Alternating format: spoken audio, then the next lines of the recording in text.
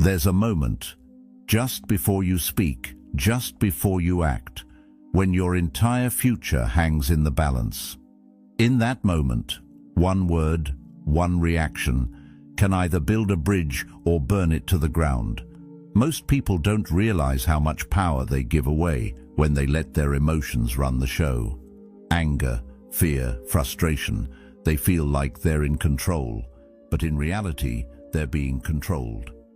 Today, we're going to talk about habits that don't just help you manage your emotions, they help you master them.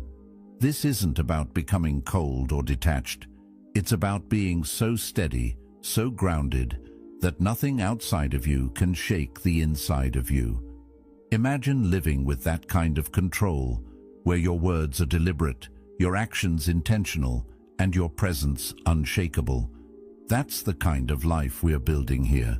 If you believe in becoming the calm in life's storms, in shaping yourself into someone who can walk through chaos with clarity and purpose, then this is your place. Please subscribe, not just to watch videos, but to join a journey, one where each step takes you closer to the person you were always meant to be. 1. The 5-second reset. Sometimes it takes only a split second for your entire mood, your relationships, or even the course of your day to change. One comment, one look, one situation, and suddenly you're somewhere you didn't want to be. You've felt it before, that rush in your chest, the tightening in your jaw, the quickening of your thoughts. It's like your body is screaming, "React now," without giving your mind a chance to think. This is the trap most people fall into. We live in that raw, unfiltered moment where emotion drives the car and reason is tied up in the trunk. And if you've ever spoken words you couldn't take back or made choices you wish you could erase, you already know how expensive those moments can be. The Stoics warned us about this danger centuries ago. That's where the 5-second reset comes in. At first glance, it sounds almost too simple. 5 seconds. How could that possibly change anything? But those 5 seconds are the difference between you owning your emotions and your emotions owning you. When you feel that rush of anger, frustration, or anxiety, your brain is getting hit with a chemical wave, stress hormones like adrenaline and cortisol, designed to push you into immediate action. It's an ancient survival mechanism. In the wild, reacting instantly could save your life. But in the modern world, that same impulse is more likely to damage your relationships, your career, or your peace of mind. Those 5 seconds are your first step in making the unconscious conscious, transforming that automatic reaction into a deliberate response. Here's how it works. The next time you feel yourself about to explode, whether it's in an argument with your partner, a tense meeting at work, or even a driver cutting you off, stop. Physically, mentally, emotionally, just stop. Close your eyes if you can, take a deep, slow breath in, and start counting. 1, 2, 3, 4, 5. Feel your body in that moment. You'll notice the tightness in your muscles loosening just slightly, your heart rate beginning to slow, your mind clearing enough to see the bigger picture. This is not about suppressing your emotions. It's about creating enough space for your wiser self to catch up with your emotional self. Think of it like this. You're driving down a busy road and someone suddenly swerves into your lane. Instinct tells you to slam the horn, yell something you can't take back, maybe even speed up just to make your point. But if you count to 5, you give yourself a moment to realize this person might be rushing to the hospital, they might have made a careless mistake, or maybe they just didn't see you. The point is, you don't know. But in those 5 seconds, you have the clarity to decide whether this is really worth carrying for the rest of your day. That's emotional self-defense. You're not pretending it didn't happen. You're choosing not to let it ruin your peace. The Stoics called this prohairesis, the faculty of choice. It's the idea that while you can't control the chaos of the world, you can control the space between what happens and what you do next. The 5-second reset is the modern application of that principle. It's training your mind to step back from the ledge, to resist the urge to jump headfirst into the heat of the moment. And here's the thing, it's not going to be perfect at first. You'll forget to do it sometimes.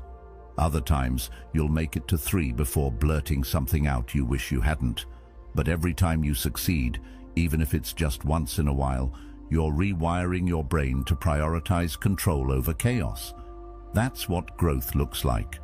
From a psychological perspective, those 5 seconds also shift activity from your amygdala, the part of your brain that processes emotional responses, toward your prefrontal cortex, the part responsible for rational thinking and decision-making.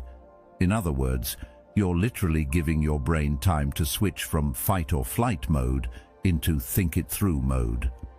Aristotle said, anybody can become angry, that is easy. But to be angry with the right person, to the right degree, at the right time, for the right purpose, and in the right way, that is not within everybody's power and is not easy. The 5-second reset is how you begin to gain that power. Now, let's be real. 5 seconds won't make your problems vanish. It won't turn you into a Zen monk overnight, but it will keep you from pouring gasoline on a fire that could have burned itself out. Think about the last time you regretted something you said. What if you had given yourself 5 seconds to breathe before answering? Would you have said the same thing? Would you have said it in the same way? More often than not, the answer is no. Those 5 seconds are a gift you give to yourself and to everyone around you. They say, I'm in control here. My emotions don't get to dictate my behavior. Imagine applying this habit everywhere. Your partner makes a sharp comment, 5 seconds. Your boss criticizes your work in front of others, 5 seconds. A stranger online writes something insulting, 5 seconds. Over time, you start realizing how many storms pass on their own without you needing to step into them. That's the quiet power the Stoics admired, the ability to remain unmoved by every passing wave. Marcus Aurelius reminded himself daily, you have power over your mind, not outside events. Realize this, and you will find strength. This habit is the living proof of that philosophy in action. And here's where it becomes more than just a trick. It becomes a way of life. You start to see that it's not about counting, it's about cultivating presence. The 5-second reset is simply a doorway into a bigger discipline: mindfulness, self-awareness, emotional resilience. When you practice it, you're telling yourself, I value my peace more than I value winning this argument. I value my integrity more than I value this fleeting surge of pride. And every time you make that choice, you become someone you respect a little more. Carl Jung said, the privilege of a lifetime is to become who you truly are. And who you truly are isn't defined by your worst reactions in your worst moments. You are defined by the choices you make in the quiet space between stimulus and response. The 5-second reset is your tool for protecting that space. Use it, protect it, honor it. Because one day you'll look back on situations where you could have let your emotions burn everything down, and instead you'll see how you built something better, simply because you paused long enough to remember what actually mattered. 2. Dig into the why. There's a strange thing about emotional reactions. They're rarely about what's happening right now. Sure, it feels like they are. Someone says something, does something, or looks at you a certain way, and it's like they've lit a match inside you. But if you slow down and really pay attention, you'll notice that the flame didn't start in that moment. It started somewhere else. Maybe years ago, maybe even decades. The present event just happened to throw a little gasoline on it. This is why taking a step back is so powerful. Most people don't even consider doing it. They think their anger is just about the rude comment. Their sadness is just about the bad news. Their anxiety is just about the thing on their schedule tomorrow. But the mind is a layered thing. The Stoics understood this. Marcus Aurelius often reminded himself to look beneath the surface, because the surface is where your instincts live, but not where your wisdom lives. If you're willing to look deeper, beyond the words someone spoke, beyond the moment that just happened, you'll often find an older story playing out. Maybe a teacher once humiliated you in front of the class, and now, decades later, a co-worker's sarcastic remark stirs up the same sense of humiliation. Maybe you were overlooked growing up, and now being ignored in a meeting cuts far deeper than the situation calls for. You think it's about the moment, but your body thinks it's about survival. When you start asking yourself questions, why this? Why now? Why them? You're creating space for something the Stoics valued above almost anything: perspective. Epictetus taught, men are disturbed not by things, but by the view which they take of them. And if your view is clouded by old pain, you're not actually seeing the moment for what it is. The other person becomes a stand-in for someone from your past, and you hand them far more emotional power than they deserve. By digging into the why, you reclaim that power. You start realizing that while you can't control the first wave of feeling that hits you, you can control what you do next. And that's everything. Let's be honest though, digging into the why is not always comfortable. In fact, sometimes it's downright painful. It means admitting to yourself that a part of you is still wounded. It means confronting insecurities you'd rather pretend don't exist. It means looking at the messy, complicated truth of who you are, not just the polished version you show to the world. But here's the thing, avoiding it doesn't make it go away. It just keeps it in the driver's seat, where it will continue to steer you into the same conflicts, the same arguments, the same regrets. Jung believed that the unexamined parts of ourselves, what he called the shadow, hold enormous influence over our lives until we face them. By digging into the why, you're shining a light on that shadow. And light, as you know, changes everything. Think of a time you completely overreacted to something small. Maybe someone was late to meet you, and you felt unreasonably upset. On the surface, it's about the lateness. But maybe, deep down, it's about feeling disrespected, overlooked, or unimportant. Feelings that have roots in your history, not in this specific person's actions. When you start tracing the emotion back, you begin to see patterns. You notice that certain types of people, words, or situations always seem to hit you harder. And instead of assuming the world is out to get you, you start realizing, oh, this is my stuff. This is my work to do. That shift alone is liberating. You're no longer a passive passenger on the ride. You're in the driver's seat, steering toward better choices. The Stoics often practiced a mental exercise called premeditatio malorum, or the premeditation of evils. They would imagine possible hardships and think through how they might feel, why they might feel that way, and how they would respond. This was not pessimism, it was preparation. They understood that if you wait until you're in the middle of an emotional storm to figure out your triggers, you're already too late.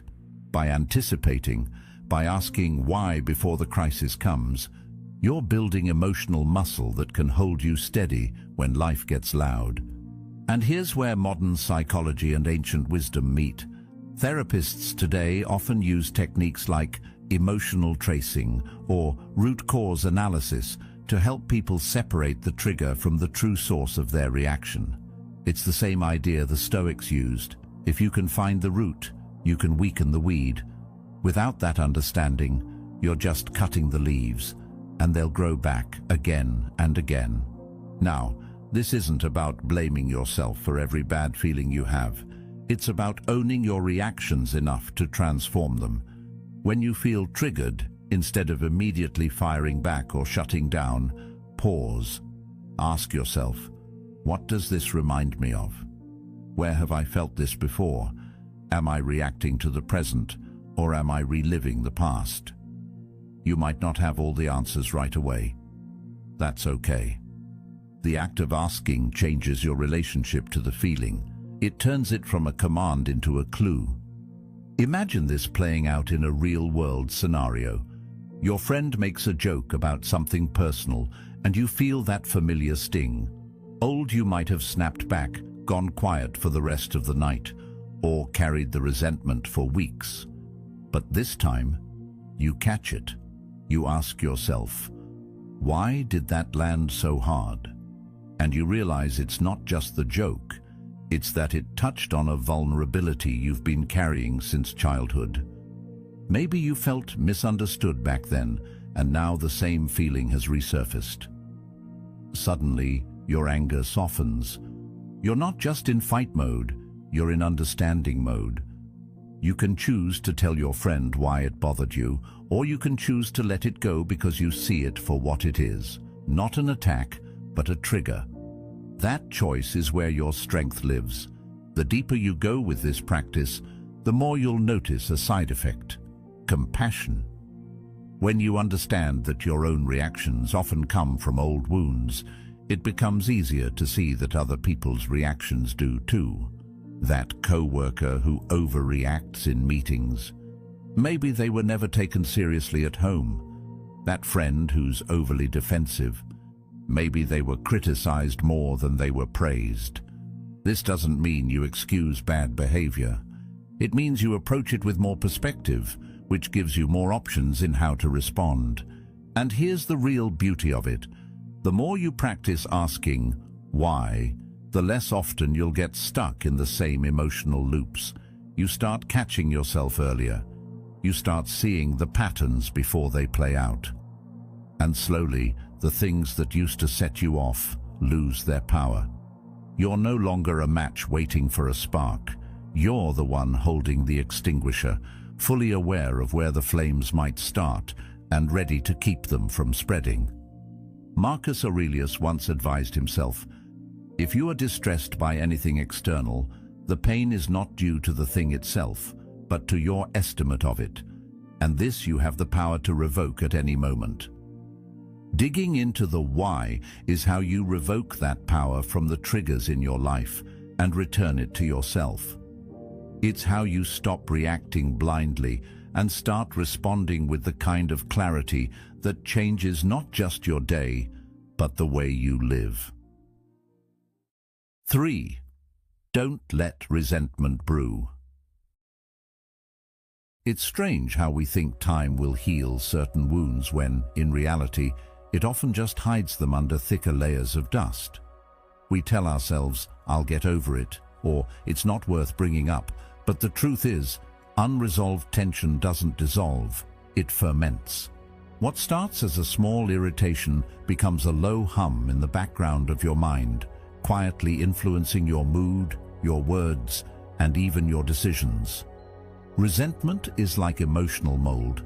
It spreads silently, and by the time you notice it, it's already affecting everything around it. The Stoics would have recognized this pattern easily. Marcus Aurelius once reminded himself, "The best revenge is to be unlike him who performed the injury." But here's the thing. If you're carrying resentment, you may think you're being the better person, when in reality, you're still chained to the person or event you're trying to rise above. Holding on to resentment is exhausting, not just emotionally, but physically. Studies in psychology show that suppressed anger and bitterness can increase stress levels, weaken your immune system, and even affect your sleep. You might think you're ignoring it, but your body isn't fooled. It keeps score. Carl Jung wrote, "What you resist persists." If you resist acknowledging your resentment, it doesn't disappear. It burrows deeper, shaping your inner world in ways you don't always see. That's why the Stoics spoke so much about clarity and truth. They understood that facing reality, no matter how uncomfortable, is the first step to freedom. Pretending you're fine is not the same as actually being fine. The danger with letting resentment brew is that it changes you subtly. You might become colder, more guarded, or more cynical without even realizing it. You might avoid certain people, places, or conversations, not because the present moment is dangerous, but because the past is still whispering in your ear. Epictetus said, "If someone succeeds in provoking you, realize that your mind is complicit in the provocation." That's not about blaming yourself. It's about recognizing that as long as you hold on to resentment, you are cooperating with the very thing that hurt you. You're letting it keep its grip on your life. The antidote isn't denial. It's confrontation, not the aggressive point a finger and shout kind, but the courageous, clear, and calm kind. It's saying, "This happened, it hurt, and I'm willing to talk about it." It's addressing the wound before it festers into something bigger. And yes, it's uncomfortable. It forces you to be vulnerable. But vulnerability is not weakness. It's the doorway to real resolution. Aristotle believed that virtue lies in the balance between extremes, in this case, between explosive anger and silent bitterness. By having the conversation, you're choosing the middle path, neither bottling it up nor letting it erupt. Think about how resentment behaves in relationships. A friend cancels on you repeatedly without explanation. You don't say anything, telling yourself it's not worth the drama. But over time, every text they send irritates you a little more. You stop answering as quickly. Your tone shifts. One day, something small sets you off, and you react in a way that surprises even you. The friend is confused because they don't see the months of silent frustration that built up in the shadows. This is what happens when you let resentment pile up. It turns molehills into mountains, and by the time you try to climb them, you're already out of breath. From a Stoic perspective, addressing resentment early is a way of maintaining inner order. The injury might be a single moment, but resentment makes you relive it over and over. Each time, it leaves another scratch on your peace of mind. And here's the most ironic part. While you're carrying all that weight, the person you're resentful toward may not even know. They're living their life, while you're lugging around an invisible burden they don't feel. That's why holding on to resentment is like drinking poison and expecting the other person to get sick. It just doesn't work that way. Now, confronting resentment doesn't always mean confronting the person directly. Sometimes the conversation you need to have is with yourself. Maybe the person is no longer in your life, or maybe speaking to them isn't safe or healthy. In that case, your work is internal. You write about it. You say the things you wish you could say out loud. You allow yourself to feel the anger fully, not as an indulgence, but as a way to process it and move it through you. The Stoics practiced view from above, imagining life from a wider perspective. When you zoom out far enough, you realize that most grudges shrink in size compared to the whole span of your life. That perspective doesn't erase the hurt, but it does make it easier to loosen your grip. Carl Jung believed that what we leave unexamined in ourselves often gets projected onto others. If you've ever found yourself suddenly irritated by someone for no clear reason, it might be because they mirror a part of yourself you haven't accepted. Resentment can sometimes be less about the other person's flaw and more about your own unacknowledged pain. By doing the work, reflecting, writing, asking hard questions, you separate the real wound from the imagined one. That clarity is liberating. It's also worth remembering that resentment thrives in silence. Left unspoken, it grows wild. This is why clear communication is not just a relationship skill, it's a form of emotional hygiene. You wouldn't leave your home uncleaned for months and expect it to be pleasant to live in. Why treat your inner life any differently? When something bothers you, speak up, not with hostility, but with honesty. When you said that, I felt hurt. When this happened, I felt overlooked. It's simple but powerful. You're not accusing, you're revealing. And in that revealing, you create a space where resolution is possible. The Stoics knew that emotional control doesn't mean emotional avoidance. Marcus Aurelius admitted in his journals that he had to deal with difficult people daily, but he also reminded himself that those people were part of the same human family, subject to the same flaws and weaknesses he carried himself. This mindset doesn't mean tolerating mistreatment, but it does mean recognizing the shared humanity in those who hurt us. When you see that, resentment loses some of its sharpness. Picture this. You're carrying a heavy bag of rocks. Each rock is a grudge, a slight, an unresolved tension. Some of them you picked up years ago, others you added just last week. At first, you tell yourself it's fine, you're strong enough. But over time, the bag gets heavier and you start moving slower. Life feels harder, not because the world has changed, but because you're weighed down. Now imagine setting that bag down. The relief, the lightness, the freedom to move again. That's what letting go of resentment feels like. Seneca said, "He who suffers before it is necessary suffers more than is necessary." Resentment makes you suffer before, during, and long after the original event. Letting it go doesn't mean you approve of what happened. It means you refuse to keep suffering for it. You choose your own peace over the satisfaction of holding on. And that choice, repeated over time, changes you. You become lighter, quicker to forgive, not because you're naive, but because you're wise enough to know that bitterness costs more than it's worth.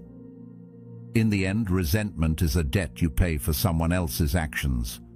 The Stoics, Jung, Aristotle, they all, in different ways, urged us to stop paying that debt. Face the tension, have the conversation, do the inner work, not for them, but for you.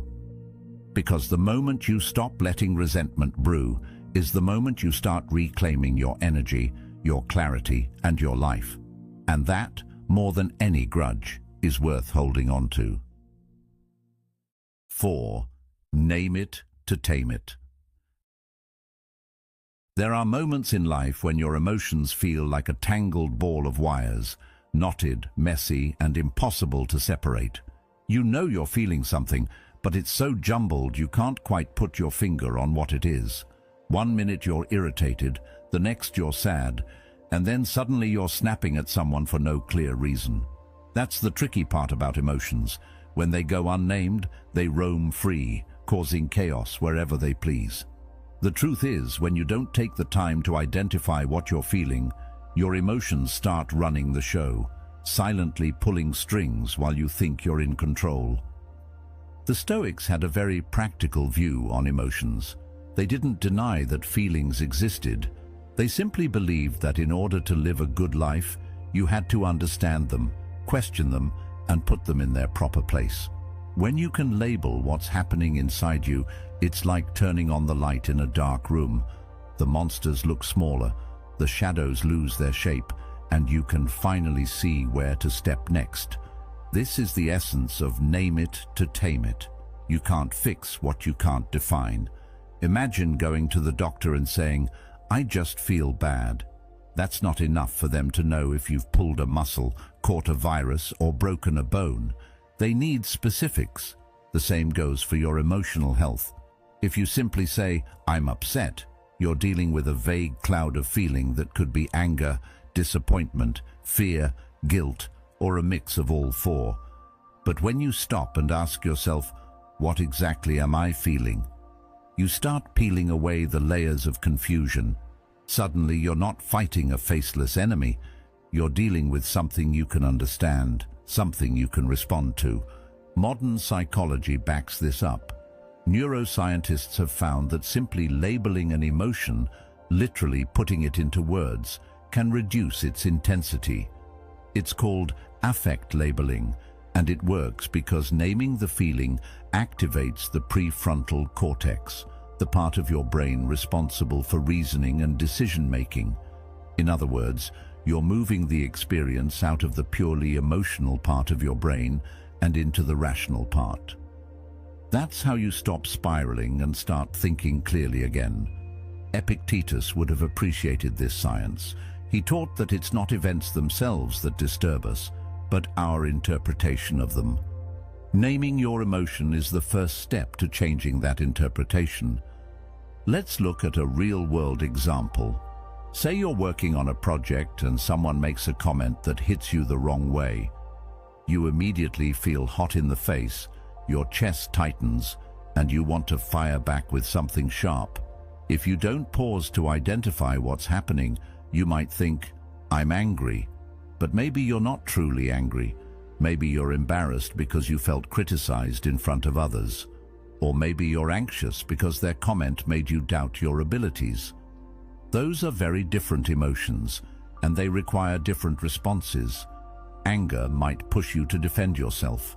Embarrassment might push you to avoid the situation, and anxiety might push you to seek reassurance. But you'll only choose the right path if you know which emotion you're actually dealing with. The Stoics would tell you that emotions are like signals. They're there to inform you, not to control you. When you can't name what you're feeling, you suffer twice. First, from the emotion itself, and second, from the confusion of not knowing what to do with it. That's why the act of naming it is so powerful.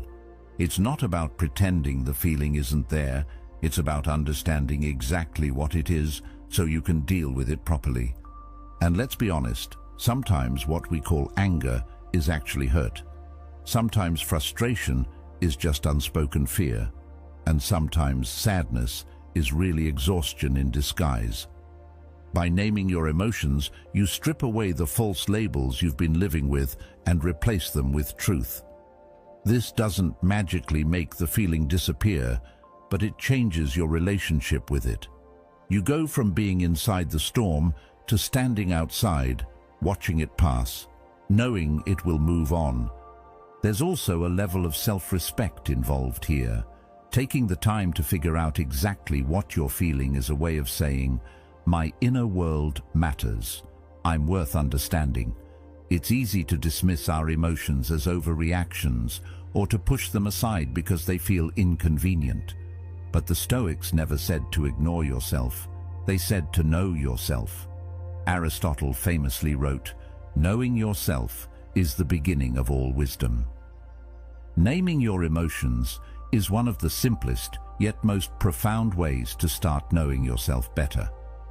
Think about how this plays out in your relationships. If you walk into a conversation saying, "I'm mad at you," the other person will likely get defensive. But if you can say, "I felt hurt when you said that," or "I felt left out when that decision was made," you shift the dynamic entirely. Now, it's not about accusation, it's about clarity, and clarity is where understanding begins. Carl Jung once said, "The privilege of a lifetime is to become who you truly are." You can't become who you truly are if you're lost in a fog of unnamed emotions. It's also worth noting that naming your emotions doesn't mean indulging them. The Stoics didn't believe in wallowing, and neither should you. Once you've named the feeling, the next step is to decide what to do with it. That's where your philosophy, your values, and your self-discipline come into play. The feeling might be valid, but that doesn't mean every reaction is. Epictetus advised, "No man is free who is not master of himself." Mastery starts with awareness. You can't master what you refuse to even look at. Over time, this practice becomes second nature. You'll catch yourself mid-reaction and think, "Wait, what am I actually feeling right now?" You'll get better at noticing the difference between irritation and disappointment, between fear and excitement, between guilt and shame. And that awareness will make you calmer, more thoughtful, and more in control. It's not about becoming emotionless, it's about becoming emotionally intelligent. And the more emotionally intelligent you are, the more resilient you become in the face of life's challenges.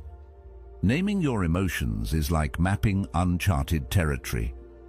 At first, it feels awkward. You're not sure which paths to take or how to describe the landscape. But the more you practice, the clearer the map becomes. Eventually, when an emotion rises up, you'll know exactly where you are and how to navigate through it. Naming your emotion is the first step toward changing that judgment, toward reclaiming your ability to see clearly and act wisely. And here's the thing, emotions aren't the enemy. They're part of being human. They're like visitors knocking at your door. If you ignore them, they might pound harder. If you let them in without asking who they are, they might make a mess. But if you open the door, greet them by name, and decide how long they can stay, you remain the host. That's the essence of the Stoic approach, to acknowledge reality, understand it, and respond in a way that aligns with your highest self. Next time you feel that storm brewing inside you, don't rush to silence it or let it take over. Stop, breathe, ask yourself, what exactly am I feeling? Name it, own it. And in that moment, you'll discover what the Stoics knew all along. Naming your emotions is the first step to taming them, and taming them is the first step to true strength. 5. Keep stress in check. There's a reason why the same small annoyance can roll off your back one day and completely unravel you the next. It's not always about the event itself. It's about the state you're already in when it happens. If your mind is calm, if your energy is balanced, you can navigate challenges with clarity. But when you're worn down, running on empty, and carrying a pile of invisible pressures, even the tiniest inconvenience can feel like a personal attack.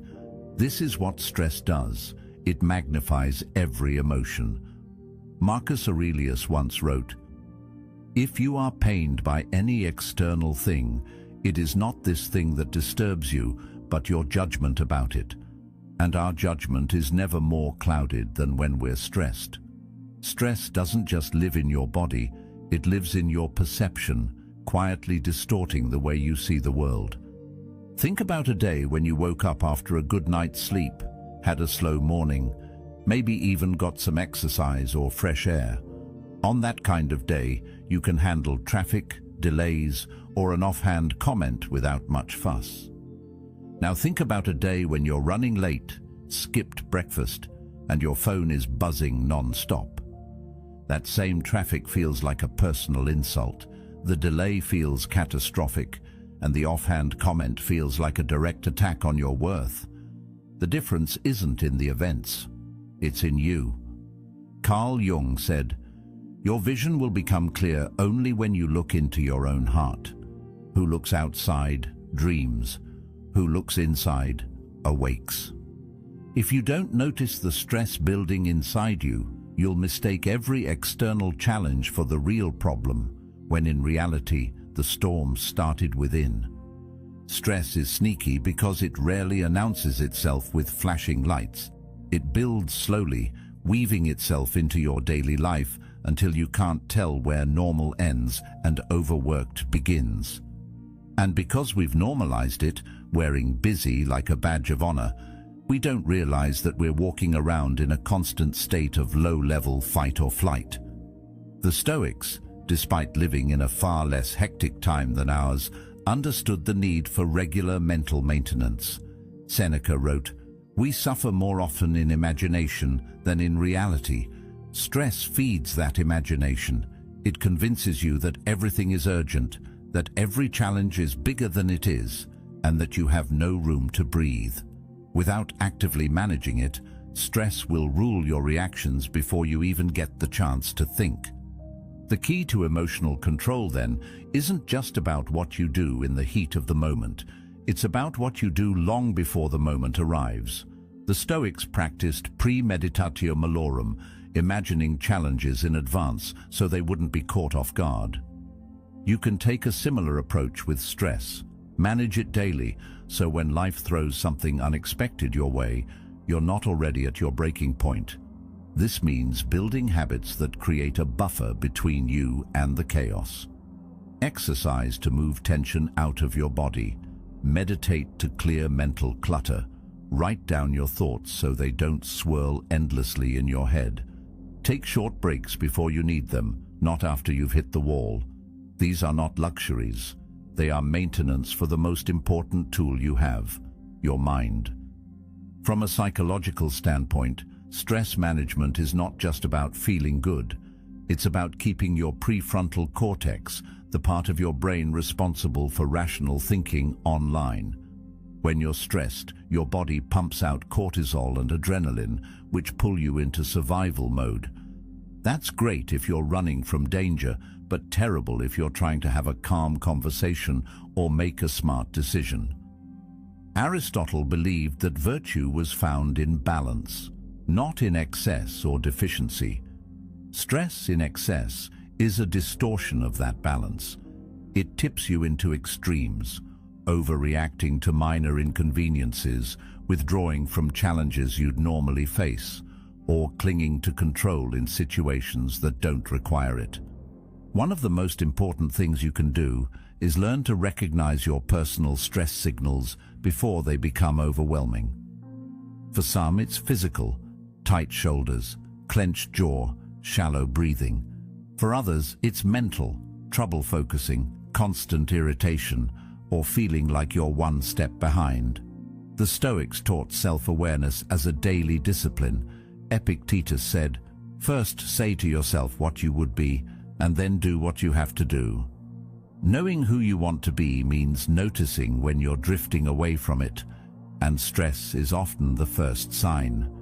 If your reactions are sharper, your patience thinner, your perspective narrower, that's your cue to pause and tend to yourself. Here's where many people go wrong. They wait for the weekend, the vacation, or the crisis to finally rest. But stress doesn't care about your schedule. It needs to be addressed in small, consistent ways every day. That could mean starting your morning with 10 minutes of silence instead of scrolling your phone. It could mean getting outside for a walk between meetings. It could mean saying no to commitments you know will stretch you too thin. There's also a connection between stress and the stories we tell ourselves. Under stress, we tend to default to worst-case thinking. A late email reply becomes a sign we've upset someone. A delay in traffic becomes a conspiracy of bad luck. The antidote is to slow down enough to challenge those stories. Is this really a disaster or just an inconvenience? Is this person actually angry with me, or am I projecting my own anxiety? The less stress you're carrying, the easier it is to make those distinctions.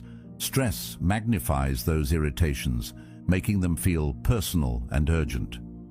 But if you can keep stress in check, you create a mental gap between the trigger and your reaction, a space where you can choose your response rather than be hijacked by emotion. That space is where emotional control lives, and stress management is what keeps it wide open. The Stoics didn't have smartphones, traffic jams, or 24-hour news cycles, but they understood the principle that still applies today.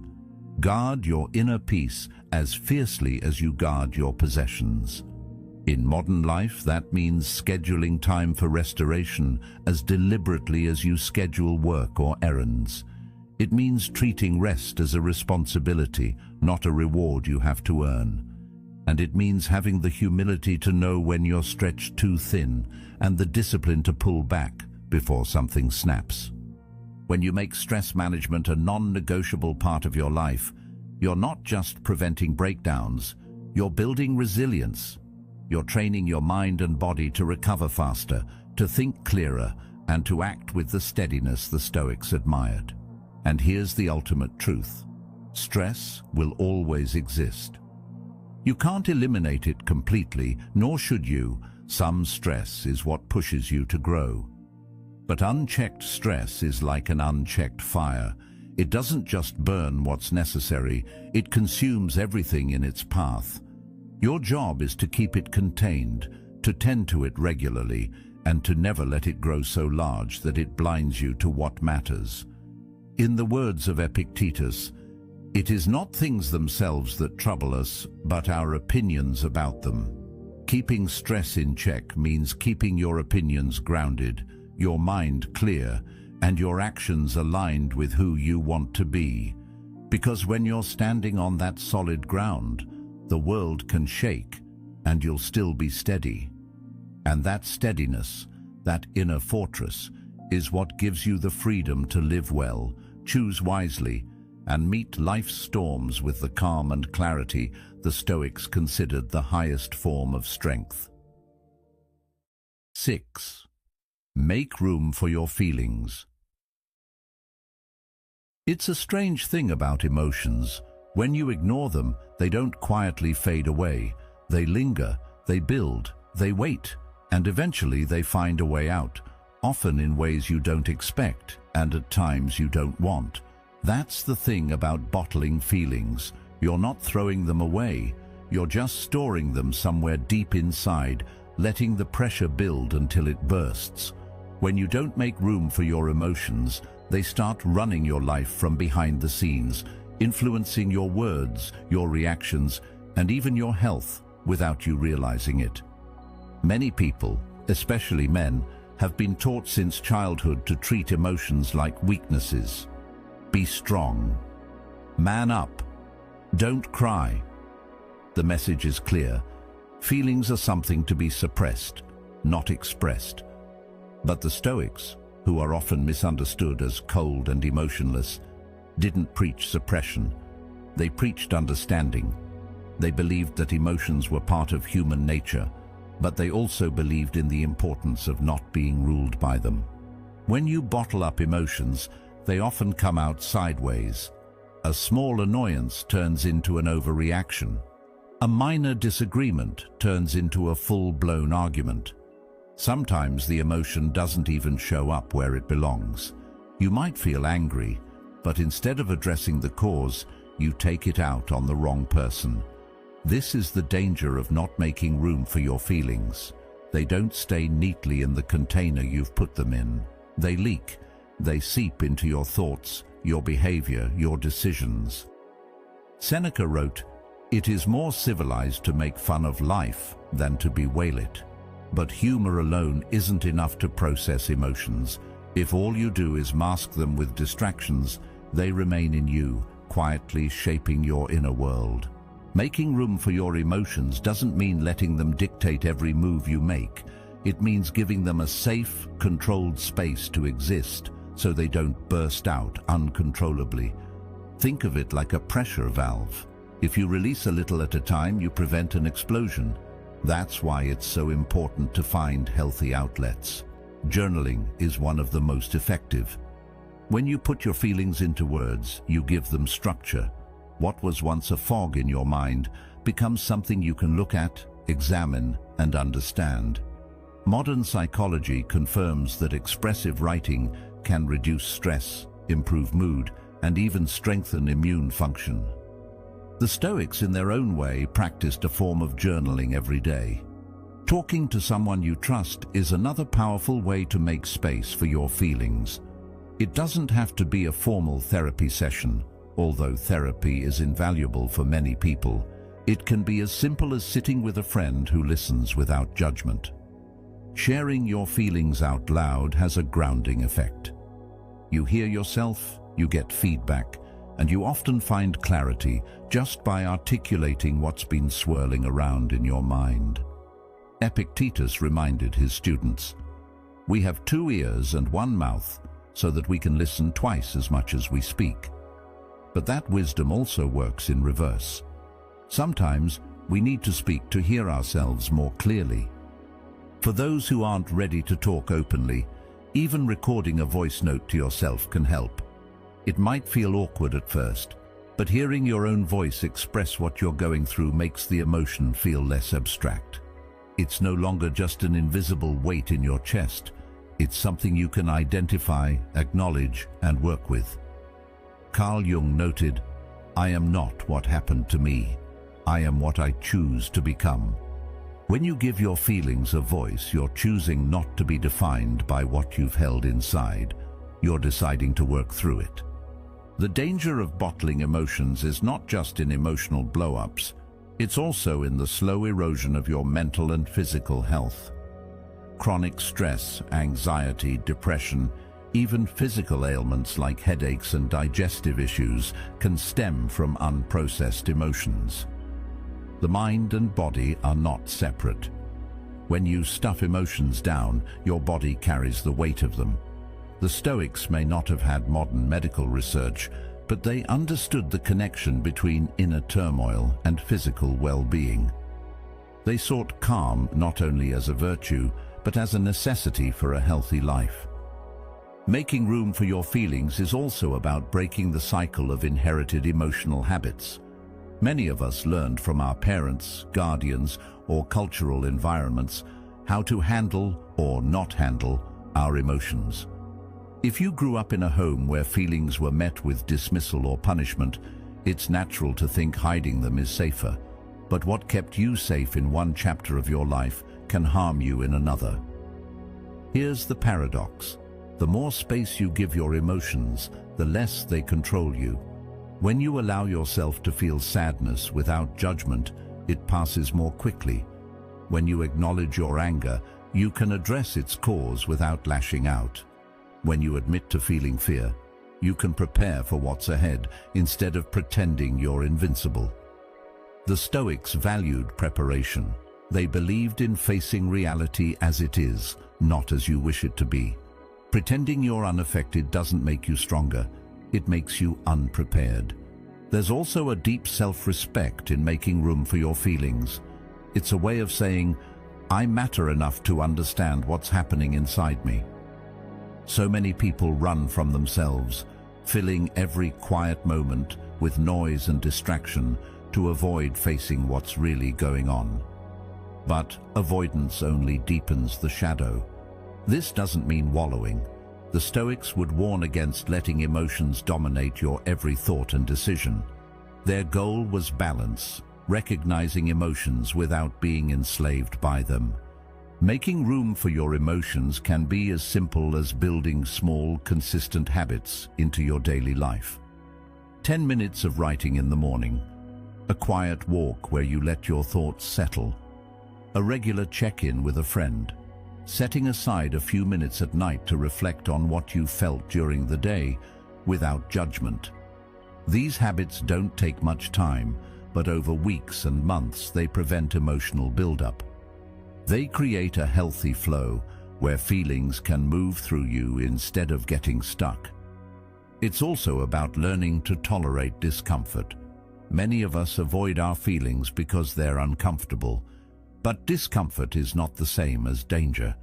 The Stoics embraced discomfort as a way to strengthen the mind. Seneca said, "Difficulties strengthen the mind, as labor does the body." The same is true of emotional difficulties. When you sit with a feeling instead of fleeing from it, you build the resilience to handle it better next time. In relationships, making room for emotions changes everything. Instead of shutting down or exploding, you can express what you feel in a way that invites connection instead of conflict. I felt hurt when this happened. I've been feeling overwhelmed lately. These statements open doors, while silence or defensiveness closes them.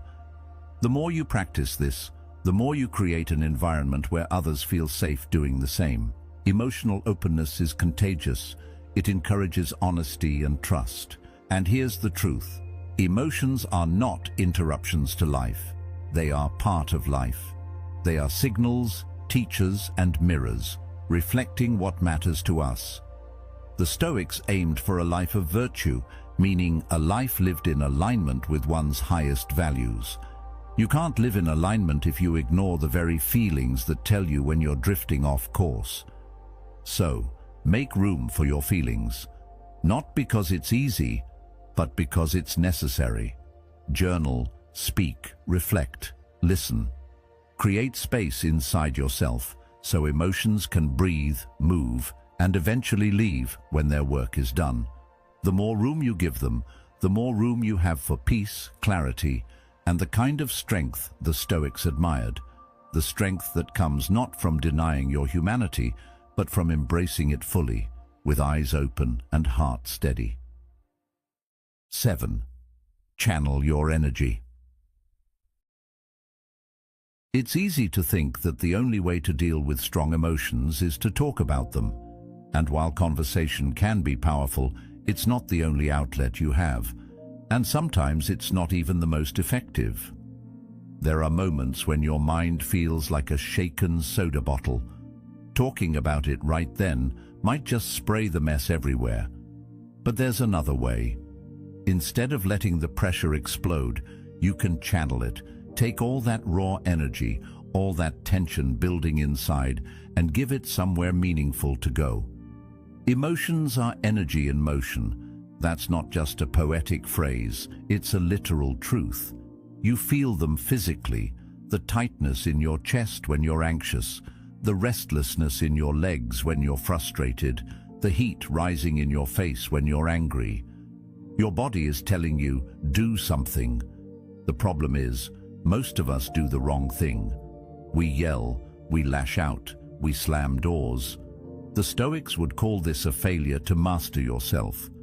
Channeling your energy means finding a physical or creative outlet that takes you out of your head and into the present moment. For some, that's sports, pushing your body until the muscles burn and the mind quiets. For others, it's music, picking up an instrument, singing until your throat is raw, or losing yourself in a song that seems to understand you better than words ever could. And for some, it's art, painting until the colors on the canvas look like the storm in your mind, or writing until your thoughts stop tripping over themselves.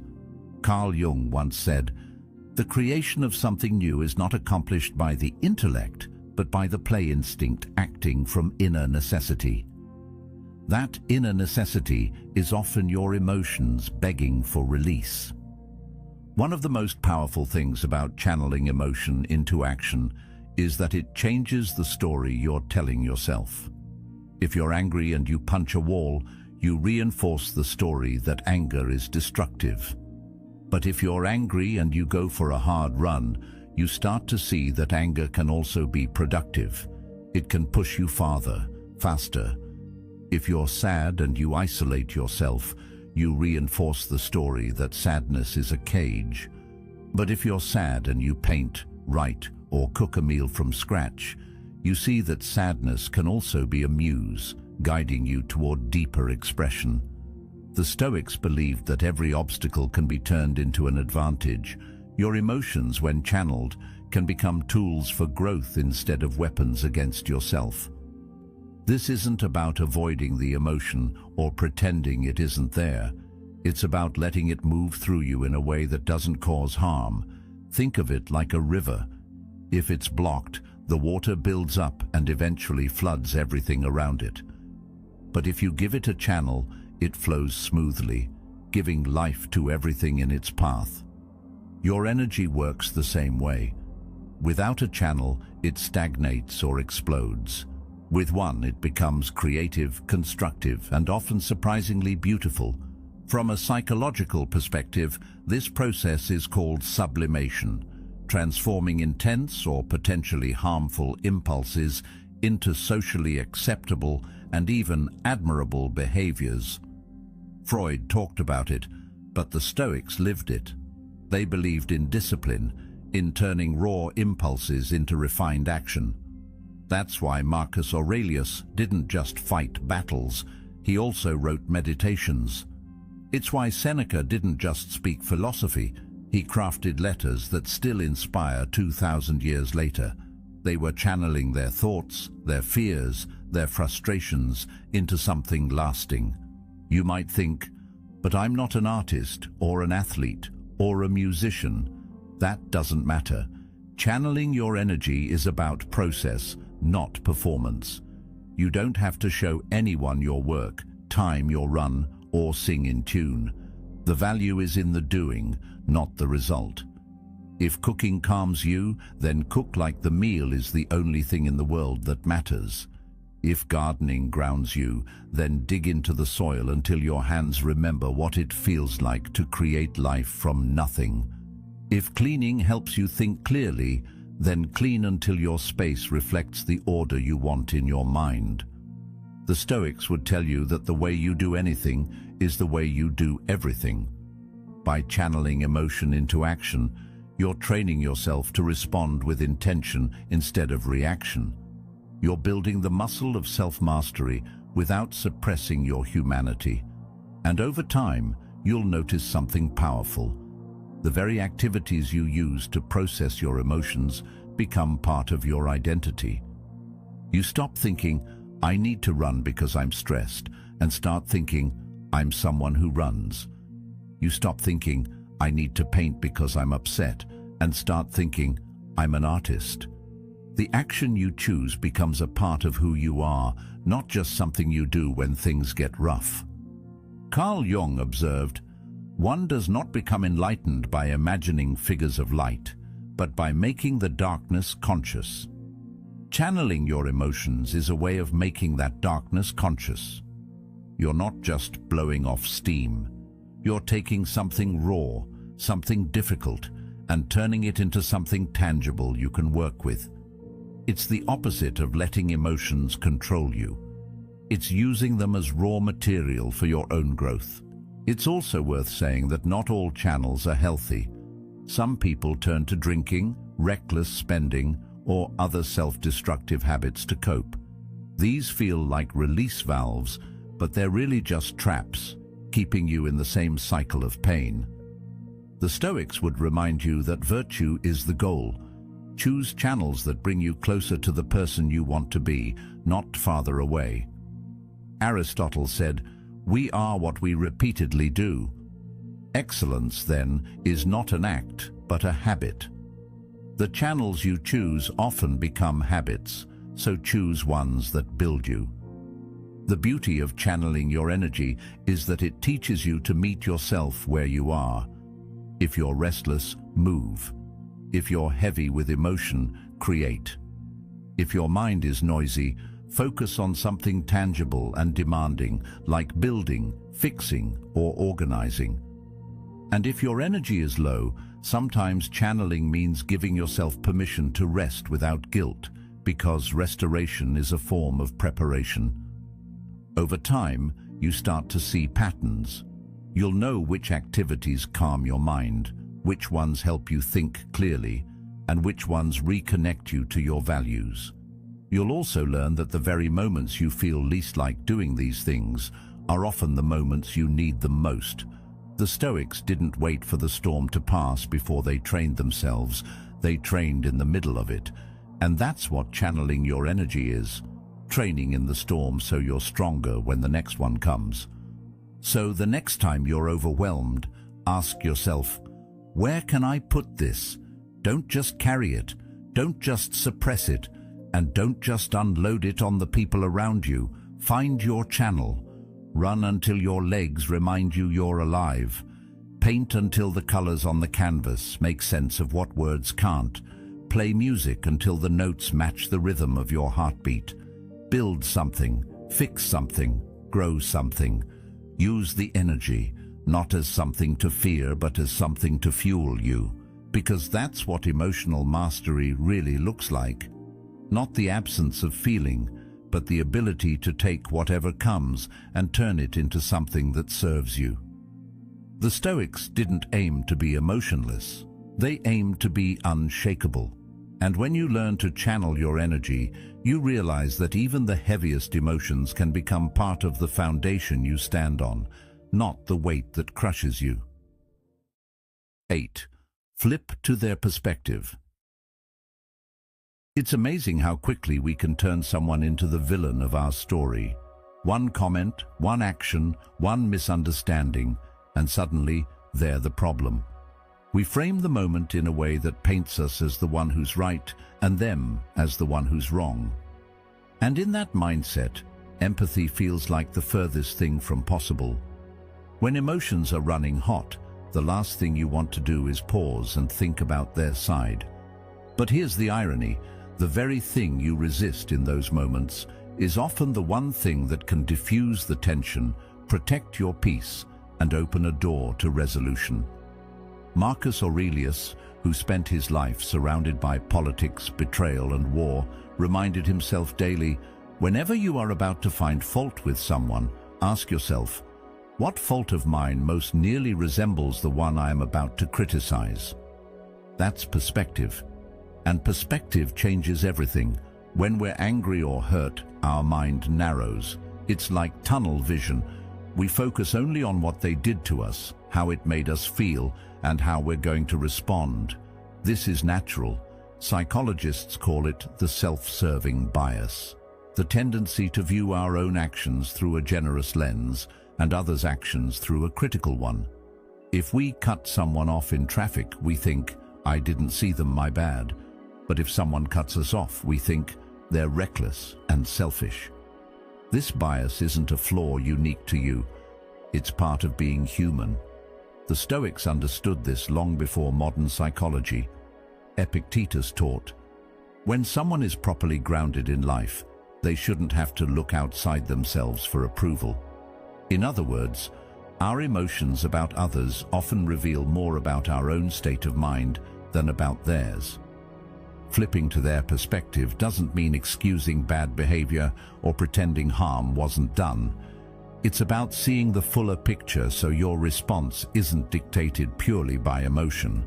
If something cuts deep, there's often a reason within us, a past wound, an insecurity, an unmet expectation that's amplifying the sting. By considering their perspective, we create enough distance from our own emotional reaction to respond with clarity rather than reflex. Think of a time you got into an argument and later learned information that completely changed your understanding. Maybe the friend who snapped at you had just gotten bad news. Maybe the coworker who seemed cold was dealing with a family crisis. In that moment of realization, the anger softens, doesn't it? That's the power of perspective. It shifts your emotional state before the external situation even changes. Seneca wrote, "We are often more frightened than hurt, and we suffer more from imagination than from reality." When you stay locked in your own viewpoint, you're often suffering from your imagination about their motives. Flipping perspectives brings you back to reality. The real test comes when you practice this in the moment, not just in hindsight. When the tension is fresh, try asking, what's their side of the story? They might be under pressure you can't see. They might have misunderstood you entirely. They might be reacting from their own fears and insecurities. You don't have to agree with their reasoning, but understanding it robs the situation of some of its emotional heat. It transforms your role from adversary to investigator. You're not just there to defend yourself, you're there to figure out what's really going on. This is a discipline. The Stoics treated empathy not as an occasional act of kindness, but as a tool for self-mastery. Marcus Aurelius didn't just endure difficult people, he actively sought to understand them. He wrote, "When you wake up in the morning, tell yourself, the people I deal with today will be meddling, ungrateful, arrogant, dishonest, jealous, and surly. But I have seen the nature of the good and the bad, and recognize that the wrongdoer has a nature related to my own." That's not resignation, it's preparation. He knew that understanding human nature made him less vulnerable to offense. In everyday life, flipping to another person's perspective can prevent misunderstandings from snowballing. Let's say a friend cancels plans last minute. Your immediate thought might be, they don't value my time. But what if you paused and considered they might be overwhelmed, ill, or just emotionally drained? That pause could be the difference between sending a sharp message and sending one that says, "No worries, take care of yourself." One response escalates, the other builds trust. From a psychological standpoint, this act of perspective-taking engages different parts of the brain, specifically the areas related to empathy and problem-solving, rather than the amygdala, which drives fight-or-flight reactions. By deliberately imagining another person's experience, You reduce your own physiological stress response. In simple terms, empathy calms you down. And in that calmer state, you're far more capable of making wise decisions. Perspective is what makes it possible. Now, there will be times when you flip to their perspective and still conclude that they were wrong, maybe even intentionally hurtful. That's okay. Empathy doesn't require you to excuse the harm or invite it again. It simply allows you to address it without poisoning yourself in the process. The Stoics would remind you that your peace is too valuable to hand over to anyone, no matter how justified your anger may feel. Understanding someone's motives can make setting boundaries easier because you're doing it from a place of clarity, not chaos. It's worth remembering, too, that empathy is a two-way street. When you consistently practice it, you create an atmosphere where others are more likely to extend the same to you. Relationships built on mutual understanding can weather conflicts without falling apart at the first sign of disagreement. Carl Jung also pointed out, your perception will become clear only when you can look into your own soul. The clearer you are about your own flaws, struggles, and blind spots, the more generously you can interpret those of others. There's also a subtle but important shift that happens when you make a habit of this. You start to see people as complex, not as caricatures. The rude cashier becomes a person who might be exhausted after a double shift. The arrogant co-worker might be someone masking deep insecurity. The friend who's distant might be quietly battling depression. Again, you don't have to agree with their choices or let poor behavior slide, but seeing their humanity changes the way you carry the interaction. The Stoics prized this ability because it kept their emotions in check without making them cold or indifferent. One of the most practical ways to develop this skill is to practice it outside of heated situations. When you read the news, watch a movie, or hear about someone's decision, pause and think, if I were them, with their life experiences, would I have done differently? This mental exercise trains your mind to stretch beyond your own point of view, so when real conflict arises, perspective taking is already second nature. The deeper truth is this: flipping to their perspective isn't about them, it's about you. It's about refusing to let your vision narrow until all you can see is your own anger. It's about keeping your mind open enough to find solutions where others only see enemies. It's about living out the Stoic ideal of controlling what you can, your own thoughts, interpretations and responses, and letting go of the rest. Because at the end of the day, you can't control whether they understand you, but you can choose to understand them. And in that choice, you'll often find the sting fading, the walls lowering, and the possibility for resolution growing. The Stoics would call that wisdom. Jung might call it integration. You can simply call it peace. 9. Own your emotions. There's a quiet kind of dishonesty that many people live with every day.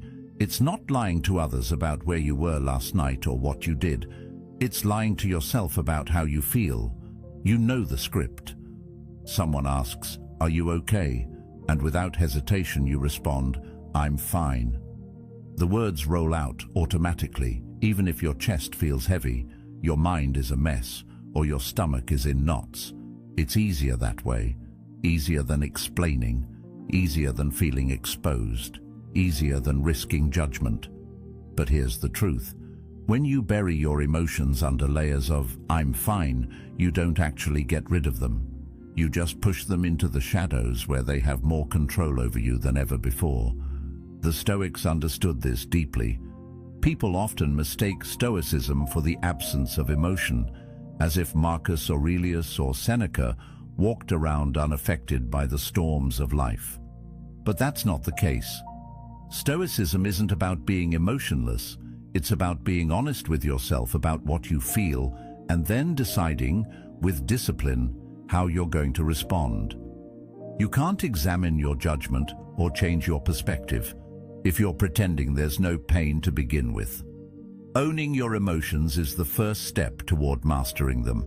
There's a dangerous misconception in our culture that emotions, especially difficult ones, are weaknesses. We've been taught to see sadness as fragility, anger as loss of control, fear as cowardice. And for men especially, there's an added layer of conditioning. Be strong, hold it in, don't let anyone see you break. But what's really happening when you bottle everything up? You're carrying a backpack of bricks that no one else can see. On the outside, you look composed. On the inside, you're exhausted from the weight. And the longer you refuse to unpack it, the heavier it becomes. Owning your emotions is like turning on the lights in a dark room. Suddenly, you can see the furniture. You can move around without tripping over things. You might not like what you see, but at least now you can do something about it. When you don't own your emotions, your imagination takes over. You start telling yourself stories about what's happening inside you, stories that are often far worse than the truth. But when you acknowledge what you're feeling, yes, I'm angry, yes, I'm anxious, yes, I feel hurt, you strip away the mystery. The feeling is no longer this vague, looming cloud. It's something concrete you can work with. From a psychological perspective, denying emotions doesn't make them disappear. It actually makes them stronger. Suppressed emotions tend to resurface in other ways. Irritability, fatigue, trouble focusing, even physical symptoms like headaches or stomach problems. Your body will always try to process what your mind is avoiding. Jung warned that what you resist persists. By resisting your emotions, you're not keeping them out. You're keeping them in, where they have more time and space to grow. Owning your emotions isn't about overindulging them either. It's not about letting them take the wheel or dictate your every move. The Stoics would never encourage wallowing. Instead, it's about meeting your emotions like you would a visitor at your door. You acknowledge their presence, you let them speak, and then you decide how long they get to stay. You don't have to hand them your keys and let them move in. But you also don't slam the door in their face and pretend no one's there. Think about the last time you felt truly angry. Did you admit it to yourself right away? Or did you try to reframe it as, I'm just tired, or it's no big deal? What happened after? Chances are the feeling didn't go away. It just leaked out in snappy comments, passive-aggressive behavior, or a restless mind that wouldn't let you sleep. Now imagine that same moment, but instead of pretending, you say, either out loud or in your own head, I'm angry. Just those two words. It's amazing how much relief can come from simply calling a thing what it is. There's also a deeper layer here. When you own your emotions, you give yourself permission to be human. Too many people live under the illusion that they have to be unshakable all the time. But unshakable doesn't mean unfeeling. The Stoics didn't deny grief. They wrote about it. They didn't deny fear. They prepared for it. They didn't deny frustration. They examined it until it lost its power. Knowing yourself means knowing the full spectrum of your feelings, not just the ones you're comfortable with. Owning your emotions also makes your relationships stronger. When you tell someone you trust, I feel hurt, instead of masking it with silence or sarcasm, you open the door to genuine understanding. And when you communicate that honestly, you're far less likely to let resentment build. Resentment often grows in the space between what we feel and what we admit. By shrinking that gap, you prevent small hurts from becoming permanent fractures. Of course, there's a vulnerability in owning your emotions. It's not always safe to do it with everyone. Some people will use your honesty against you.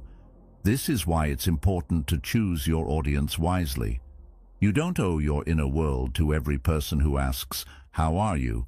But you do owe it to yourself to be truthful, at least privately, if not publicly. You can journal it. You can talk to a therapist. You can say it out loud when you're alone. The point is not to perform your emotions for others. It's to acknowledge them for yourself. Jung said, "I am not what happened to me. I am what I choose to become." The emotions you feel are not your identity. They're your signals. If you're angry, it might be telling you a boundary was crossed. If you're anxious, it might be warning you of uncertainty you need to prepare for. If you're sad, it might be showing you where you've experienced loss or disconnection. Owning those signals means you can interpret them, act on them, and use them to guide you toward becoming the person you want to be. Here's the paradox. The more you own your emotions, the less power they have over you. The very act of saying, "Yes, I'm upset," turns the emotion from a shadowy, overwhelming force into something tangible and finite. It's like putting a wild animal in a safe enclosure, not to harm it, but to observe it, learn from it, and decide how to interact with it. And over time, you realize that emotions are not something to be afraid of. They're tools. The Stoics called this practice prosos, attentiveness, paying attention to what's happening in your mind and body so you can live deliberately. If you want to live deliberately, you have to start with the truth. And the truth is, no one is fine all the time. Pretending you are isn't strength, it's avoidance. Real strength is the courage to see yourself clearly, without flinching, and still choose to act with virtue. 10. Learn your boiling point. Everyone has a threshold, a line that once crossed transforms them from calm and composed to something far more volatile. For some, it's a slow burn, a steady build-up of frustration over time. For others, it's like flipping a switch. One moment they're fine, the next they're ready to explode. And here's the truth. That limit, that boiling point, isn't inherently bad. It's part of being human. But the problem arises when we don't see it coming, when we only notice it after it's too late, after the words have been said, after the damage has been done, after the bridge has been burned. Your boiling point isn't just a mental state, it's physical. The body often knows before the mind catches up. Your shoulders creep upward without you realizing. Your heartbeat quickens. Your breathing gets shallow. Maybe your jaw tightens, your stomach twists, or your hands clench. These are your early warning systems, and if you ignore them, they'll drag you straight into a reaction you might regret. Noticing these physical cues is about making the unconscious conscious. It's about catching yourself before you pass the point of no return. The Stoics practiced this kind of self-awareness daily. They didn't wait for their emotions to spiral out of control. They monitored them like a watchman scanning the horizon for storms. Seneca wrote, "Anger, if not restrained, is frequently more hurtful to us than the injury that provokes it." In other words, the thing that triggered you might be small compared to the destruction your unchecked reaction can cause. And that's what makes learning your boiling point so critical. It's not about suppressing emotion, it's about intercepting it before it hijacks your reason. From a psychological perspective, this interception matters, because once you cross into a full emotional surge, especially anger, your brain chemistry changes. The amygdala, the part of your brain responsible for emotional responses, goes into overdrive. At the same time, the prefrontal cortex, which handles logic, reasoning, and impulse control, takes a back seat. This is why people say and do things in the heat of the moment that they later can't believe came out of them. Your logical brain didn't check out because you're a bad person. It checked out because your body shifted into survival mode. The Stoics might not have used those scientific terms, but they understood the effect. That's why they valued practices that brought the mind back to a place of calm before decisions were made. So, how do you spot your boiling point before it boils over? Start by paying attention to patterns. Think back to times you lost your temper or got pulled into an emotional reaction you later regretted. What happened right before? What were you feeling physically? Were there certain phrases, tones of voice, or environments that seemed to flip the switch faster? The more you identify these triggers, the more prepared you'll be. This isn't about obsessing over every interaction. It's about knowing yourself well enough to recognize the signs. When you notice those early signs, tight muscles, shallow breathing, racing thoughts, the smartest thing you can do is step away. This is not avoidance, it's strategy. Marcus Aurelius advised himself to take a view from above, imagining the situation from a broader perspective. Stepping away is a physical version of that, creating distance so you can see clearly again. Leave the room, take a walk, splash cold water on your face, breathe deeply. These small acts interrupt the emotional buildup and give your rational mind time to catch up. It's important to remember that learning your boiling point isn't about becoming emotionally numb. The Stoics didn't aim to erase emotion, they aimed to guide it. Emotions, including anger, are signals. Anger might be telling you a boundary has been crossed. Frustration might be telling you something is unfair or inefficient. The key is to receive the signal without letting it set the entire house on fire. Your boiling point can actually be a teacher. It can show you where your boundaries are, what values matter most to you, and what unresolved issues still need attention. One practical approach the Stoics might have appreciated is what modern psychology calls urge surfing. Instead of acting on the urge to lash out, you ride it like a wave. You notice the peak, the intensity, and then you let it pass without trying to force it away. It takes practice, but it works because most emotional surges are short-lived if you don't feed them with more angry thoughts or reactive actions. This is why stepping away and taking time to breathe is so effective. It breaks the cycle before you add more fuel to the fire. And here's something worth reflecting on. Your boiling point is often lower when you're already stressed, tired, or overwhelmed. This is why managing your overall mental and physical health is essential to emotional control. The Stoics spoke about living in harmony with nature, which in part means respecting the limits of your own body and mind. If you're constantly running on empty, you're walking around with your emotional temperature already high. It doesn't take much heat to push you into boiling. Managing sleep, diet, movement, and stress isn't just about physical health. It's about giving your emotional self more breathing room. But what happens when you miss the signs? Because no matter how self-aware you become, there will be times when you realize you're already at the edge or over it. This is where the Stoic principle of self-reflection comes in. Marcus Aurelius constantly reviewed his own behavior, not to shame himself, but to learn. If you do cross the line, own it. Apologize if you need to. Then ask yourself, what was the trigger? What signs did I miss? How can I catch them earlier next time? This mindset turns even your mistakes into lessons, which is something both the Stoics and modern psychologists agree on. Growth often comes through failure, if you're willing to look at it honestly. One of the most liberating things about learning your boiling point is that it puts you back in control. You're no longer walking into situations blind, unaware of how close you are to snapping. You start to recognize that moment, the tightening in your body, the quickening of your thoughts, and instead of letting it take you over, you use it as a signal to act differently. That's not suppression, that's mastery. The truth is, we can't always avoid being provoked. People will be rude, life will be unfair, circumstances will test our patience, but we can choose how far down that path we're willing to go. By learning your boiling point, you're essentially installing an early warning system inside yourself, a system that says, you're close.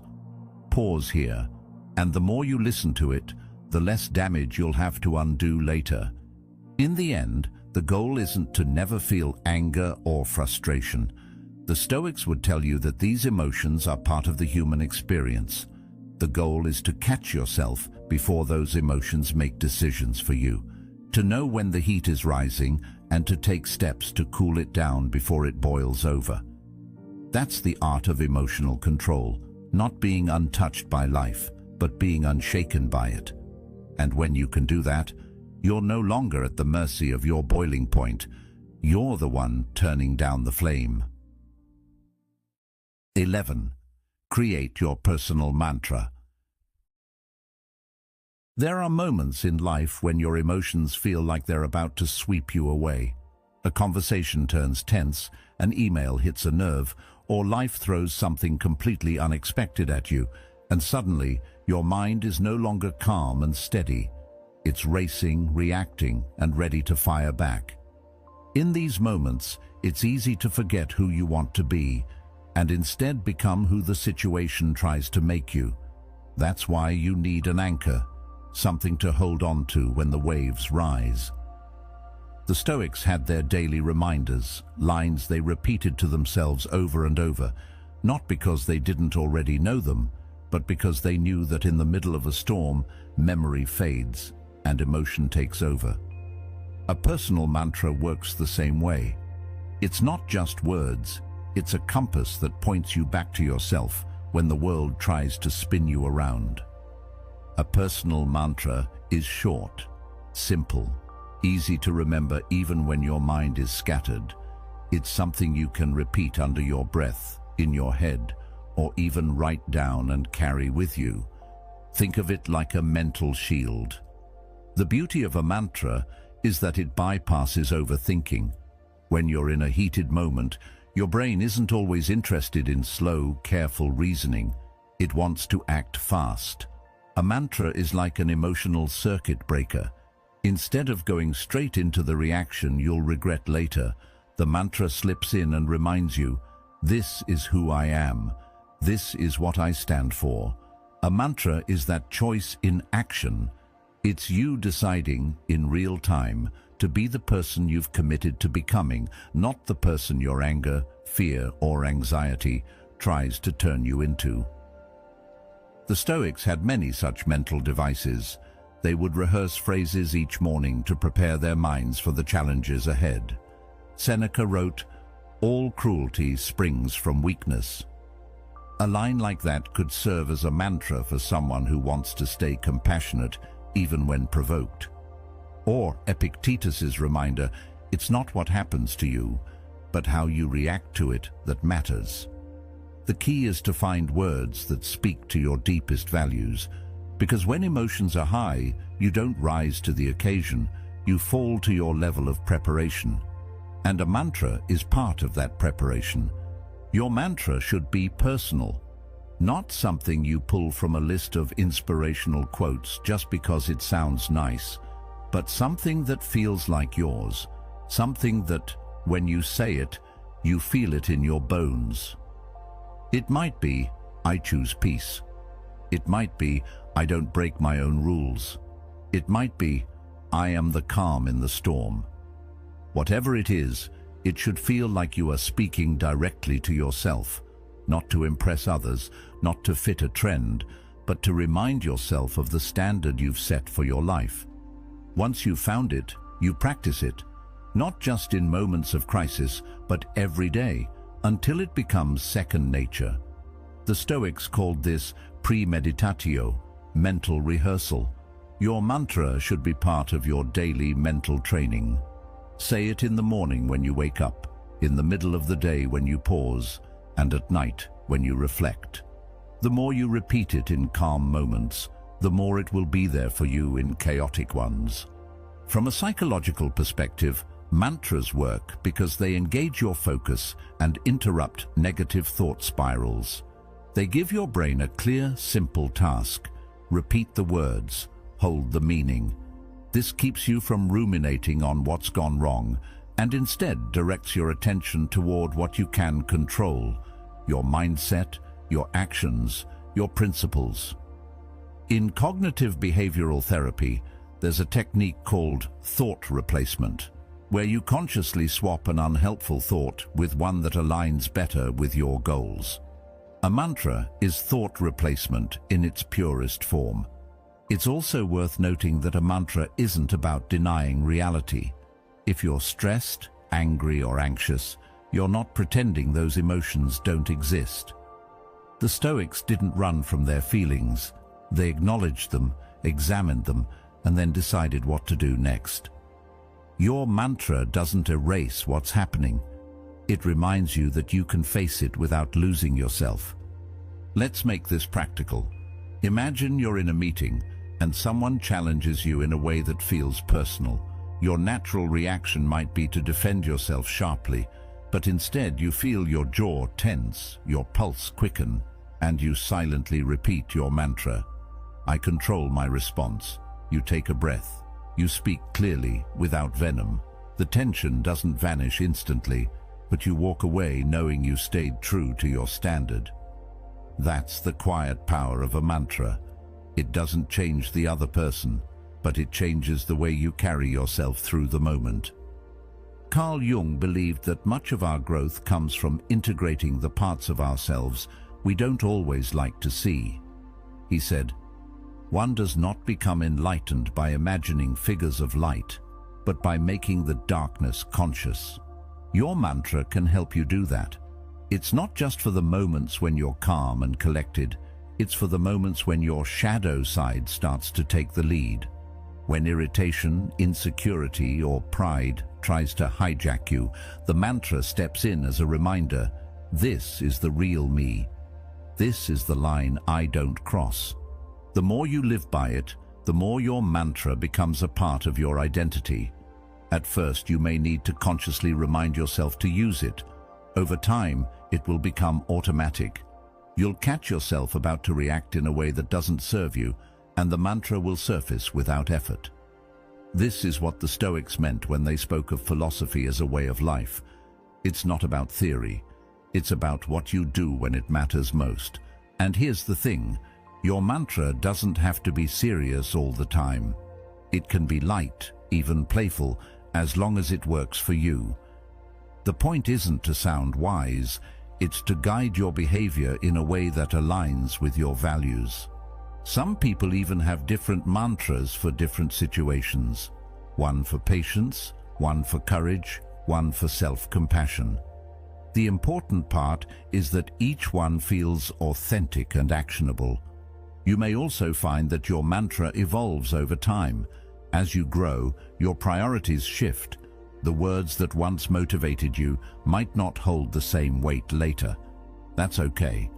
The Stoics constantly revised their own reflections because life is never static. The key is to keep your mantra relevant to the person you are becoming, not just the person you are now. Aristotle said, "The energy of the mind is the essence of life." Repeating your mantra focuses that energy, directing it toward the person you want to become.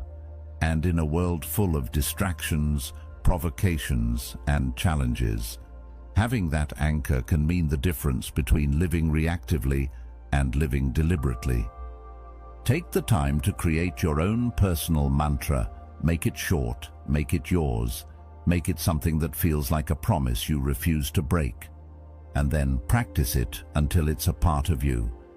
Because when the emotional storms come, and they will, those few words might be the one thing that keeps you standing firm, facing the wind, and walking away with your integrity intact. That's the kind of strength the Stoics understood. And that's the kind of strength you can build, one repetition at a time. 12th, breathe like you mean it. It's strange how, in moments of stress, the very thing keeping us alive is the first thing we forget to do properly. We've been breathing since the moment we were born, and yet when emotions spiral, our breath becomes shallow, fast, and erratic, almost as if our body has switched into survival mode without asking for our permission. In those moments, we don't notice it happening. We just feel the tension in our shoulders, the tightness in our chest, the racing of our thoughts. But here's the truth. Your breath is more than just an automatic function. It's your built-in control panel. The Stoics didn't have the language of modern neuroscience, but they understood this principle well. When life throws something at you that stirs up fear, anger, or anxiety, your body prepares for battle. Your sympathetic nervous system, the part responsible for the fight or flight response, kicks in. Your heart rate increases, your muscles tense, and your breathing speeds up to get more oxygen to your body for action. That's great if you're running from danger, but most of the time, the danger is an email, a conversation, or an unexpected piece of news. Our body is reacting as if it's life or death, even when it isn't. Carl Jung once said, "Until you make the unconscious conscious, it will direct your life, and you will call it fate." Becoming aware of your breath in those moments is a way of making the unconscious conscious.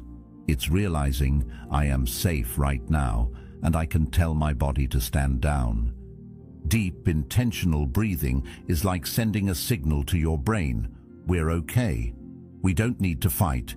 We can think clearly. Inhaling deeply activates the sympathetic nervous system in a measured, controlled way, giving you the energy to remain present without tipping into panic. Long, slow exhales activate the parasympathetic nervous system, the part that calms you down, lowers your heart rate, and restores balance. The Stoics may have framed this differently, speaking about maintaining equanimity in the face of chaos, but the effect is the same. By controlling your breath, you control the doorway between chaos and calm. Think about the last time you were caught off guard by something stressful. Maybe it was a sharp comment in a meeting, a sudden change of plans, or a personal conflict. Chances are your breath changed before you even realized it, shorter, quicker, higher in your chest. That's your cue. The moment you notice it, you can interrupt the spiral. One slow inhale, hold for a beat. One long, slow exhale. It sounds too simple to work, but simplicity is often where the real power lies. The Stoics thrived on practices that were straightforward but transformative. They knew that the more complicated the tool, the harder it is to use in moments of real pressure. Shallow, rapid breathing feeds that imagination. It tells your mind that something is wrong, even when nothing is actively threatening you. But slow, steady breathing keeps you tethered to reality. It draws your awareness back to this exact moment, rather than letting your mind spin into what-ifs and worst-case scenarios. And that's the beauty of the breath. It is always happening here and now. It's the most accessible anchor you have.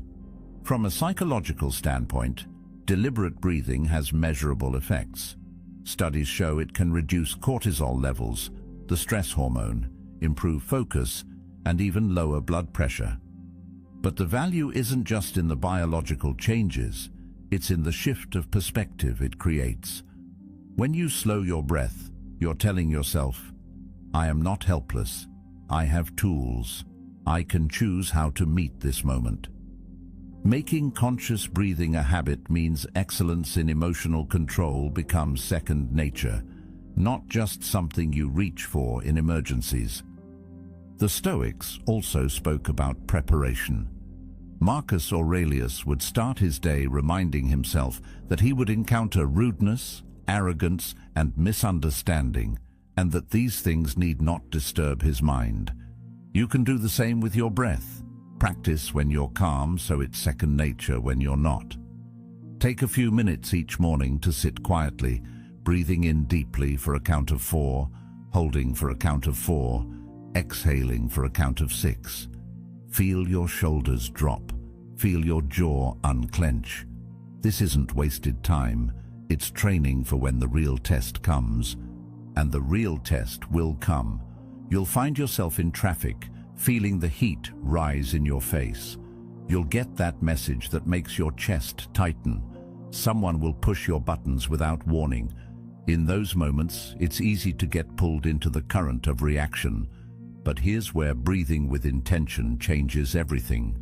Choosing to pause and breathe means choosing not to become the worst version of yourself in response to the situation. It means buying yourself a few seconds to remember your values, your goals, and your composure. This is why breathing is more than just a relaxation technique. It's a form of self-mastery. The Stoics aim to remain steady regardless of external events. Breath is the bridge between the body's instinct to react and the mind's ability to respond. By focusing on it, you're not suppressing your emotions.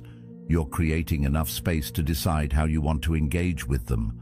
That space, those few extra seconds, are often the difference between regret and self-respect. It's worth noting that not all breathing is equal. When you're stressed, you might think you're taking deep breaths when you're really just expanding your chest. True calming breaths come from the diaphragm. Place a hand on your stomach.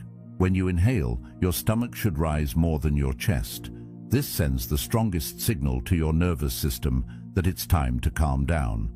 Long exhales are especially important. They're like hitting the brakes on your body's stress response.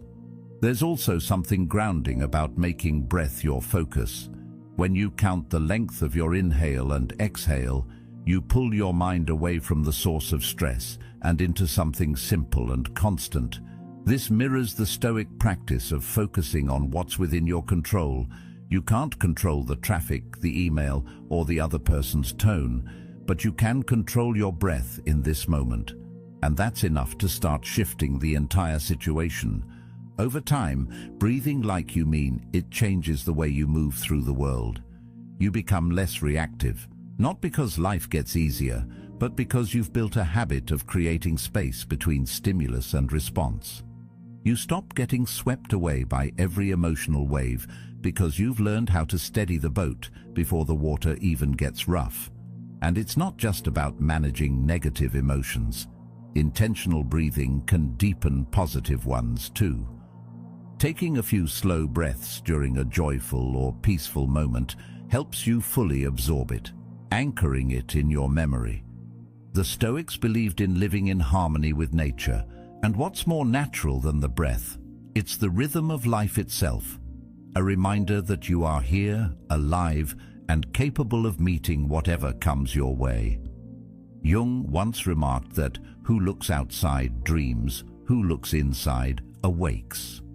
Breathing is one of the simplest ways to look inside, to awaken to what's happening in your mind and body before it spills out into your words and actions. The next time you feel emotions start to spiral, don't underestimate the simplest tool you have. One slow inhale, one long exhale, repeat. This isn't weakness, it's not avoidance, it's reclaiming control in the most immediate, tangible way possible. Because when you breathe like you mean it, you're not just calming your body, you're telling your mind, I am here, I am steady, I choose how I meet this moment. And that choice is where real strength lives. In the end, your breath, your mind, and your choices are yours alone. No storm, no chaos, no person can take that from you unless you hand it over. Guard it well. Let every inhale remind you of your strength, and every exhale release what you cannot control. You've been giving away your power your whole life, and you didn't even notice it. Every time you reacted to someone who didn't deserve it, every time you explained yourself to people who were never going to understand, every moment you let someone pull you out of your peace, just to prove a point that was never worth proving. It didn't feel like weakness, it felt justified, it felt necessary. But slowly, quietly, it trained you to live at the mercy of other people. The Stoics understood something most people still miss. Marcus Aurelius reminded himself that the real battle is never out there, it's within. Not controlling what others say, not correcting every misunderstanding, but mastering the impulse to react at all. Because the moment you stop needing to respond, to defend, to explain, something shifts. You become harder to reach, harder to shake, harder to control, and that kind of presence doesn't ask for respect, it creates it. quietly, without effort, without noise. It's the kind of control that doesn't need to prove itself, because it's already there. You don't notice how much of your life is controlled by reaction until you slow down enough to actually see it. It starts small.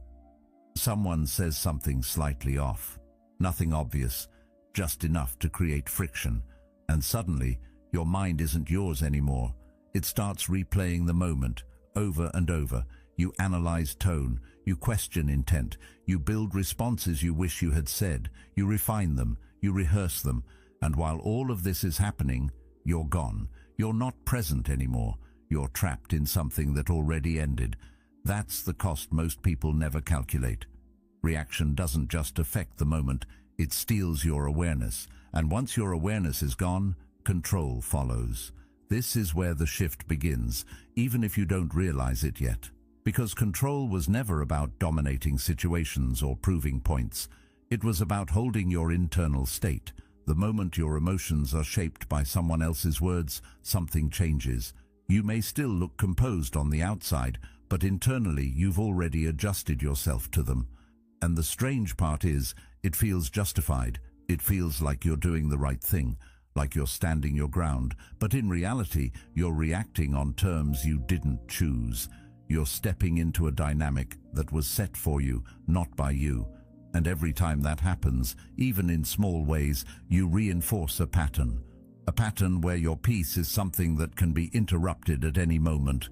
Over time, that pattern becomes invisible. You stop questioning it. You start assuming this is just how life works. People say things, you respond. People challenge you, you explain. People misunderstand you, you clarify. And without noticing it, you've built a system where your energy is constantly being pulled outward. Your attention is scattered across things that don't deserve it. Your peace becomes conditional. And that's where most people stay. Not because they choose it, but because they never step back far enough to see it clearly. They don't see that the disturbance isn't coming from the situation, it's coming from how they engage with it. The Stoics saw this differently. They understood that not everything deserves a response, that not every comment needs to be answered, that not every situation requires your involvement, and more importantly, they understood that your control exists in the space between what happens and how you respond. It's a small space, easy to miss, but it's always there, and inside that space is your freedom. The problem is, most people move too fast to notice it. They react before they think. They speak before they choose. And that space disappears. But when you slow down, even slightly, something changes. You start to see the impulse before the action. You feel the reaction forming before it takes over. And in that moment, you have a choice. That choice is where everything begins to shift. You don't have to react. You don't have to explain. You don't have to engage with everything that comes your way. And when you start exercising that choice, even in small ways, you begin to take something back. Your attention becomes more focused. Your energy becomes more stable. You're no longer pulled into every situation. You're deciding which ones deserve you. And that selectiveness changes how you move. You're not avoiding life. You're refining how you participate in it. At the same time, your perspective starts to evolve. You begin to see that most of what people say or do isn't really about you. It's shaped by their own experiences, their own limitations, their own way of seeing the world. And once you understand that, the need to take everything personally starts to fade. You don't feel the same pressure to respond. You don't feel the same urgency to correct or defend. You start to realize that not being understood by everyone isn't a problem. It's normal. And chasing that understanding often costs more than it gives. There's also a shift in how you use your silence. Before, silence may have felt like weakness, like something you fell into when you didn't know what to say. But now it becomes intentional. You choose it. And when you choose silence in moments where reaction is expected, it creates something most people aren't comfortable with: uncertainty. There's no feedback, no emotional signal, no clear reaction, and that absence changes the dynamic. Because now, instead of you thinking about them, they're left thinking about you. Not because you're trying to control them, but because you didn't give them what they expected. But this doesn't mean withdrawing from everything or becoming distant. That's where most people misunderstand the idea. You're still present, still aware, still engaged, but you're selective. You don't give your attention freely. You don't respond automatically. You choose when to speak, when to step in, and when to step back. And that selectiveness creates value, because what is always available is rarely appreciated. But what is controlled, measured, and intentional carries weight. It creates a different kind of presence, one that doesn't need to prove itself. And as you continue to operate this way, something deeper begins to form.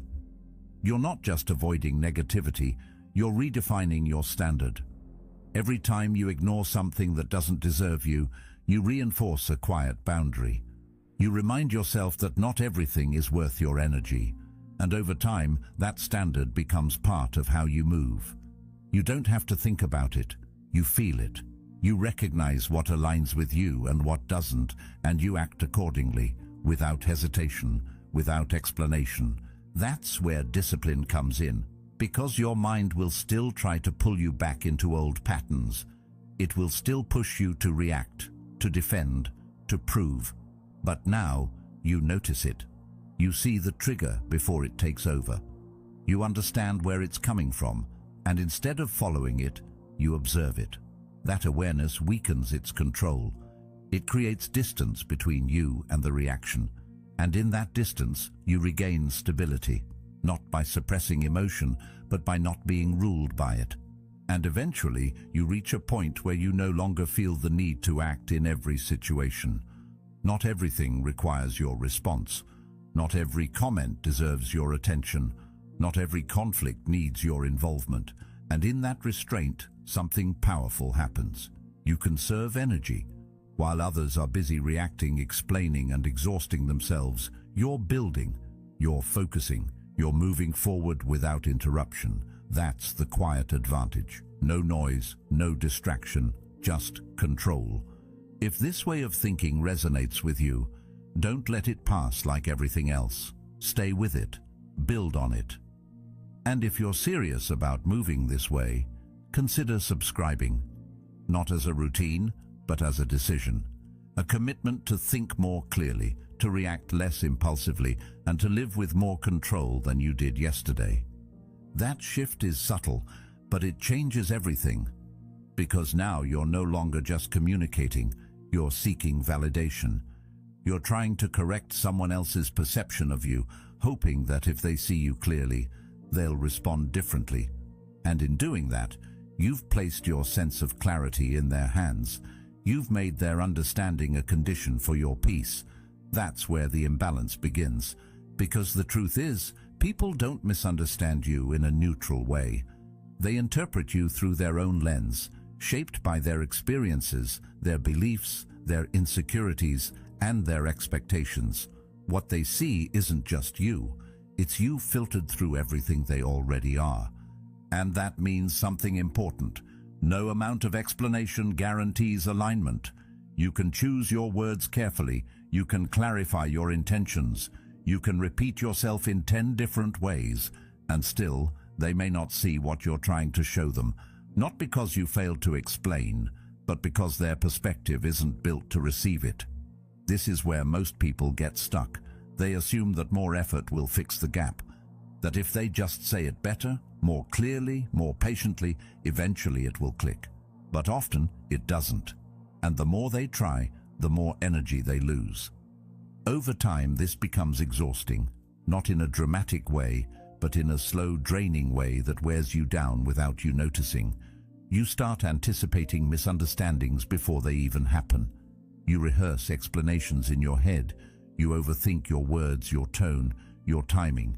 And instead of speaking freely, you start speaking defensively, not because you're being attacked, but because you're trying to prevent being misunderstood. That's how deeply this pattern can settle in. It reshapes not just how you communicate, but how you think. There's also a hidden consequence that's easy to overlook. The more you explain yourself unnecessarily, the more you teach people that you need to. You create an expectation that your actions, your decisions, your thoughts all require justification. And once that expectation is established, it becomes difficult to step away from it. Because now, silence feels like avoidance. It feels like something is missing. But in reality, silence is often the clearest boundary you can set. It says that not everything needs to be explained, and not everyone is entitled to your reasoning. This is where a different perspective begins to take shape. Instead of trying to control how others see you, you start focusing on how you see yourself. You begin to understand that clarity doesn't come from external agreement. It comes from internal alignment. When you know what you meant, when you understand your intentions, when you're grounded in your own reasoning, the need to explain starts to fade. Not because you don't care, but because you're no longer dependent on someone else's interpretation to feel stable. There's a line from Epictetus that captures this shift perfectly. It's not what happens to you, but how you react to it that matters. And when it comes to being misunderstood, the reaction most people default to is explanation. But what if the more controlled response is restraint? What if the strength lies not in saying more, but in knowing when enough has already been said? That's where the balance begins to return. You're no longer chasing understanding. You're choosing when it's worth pursuing. This doesn't mean you stop communicating or that you become distant.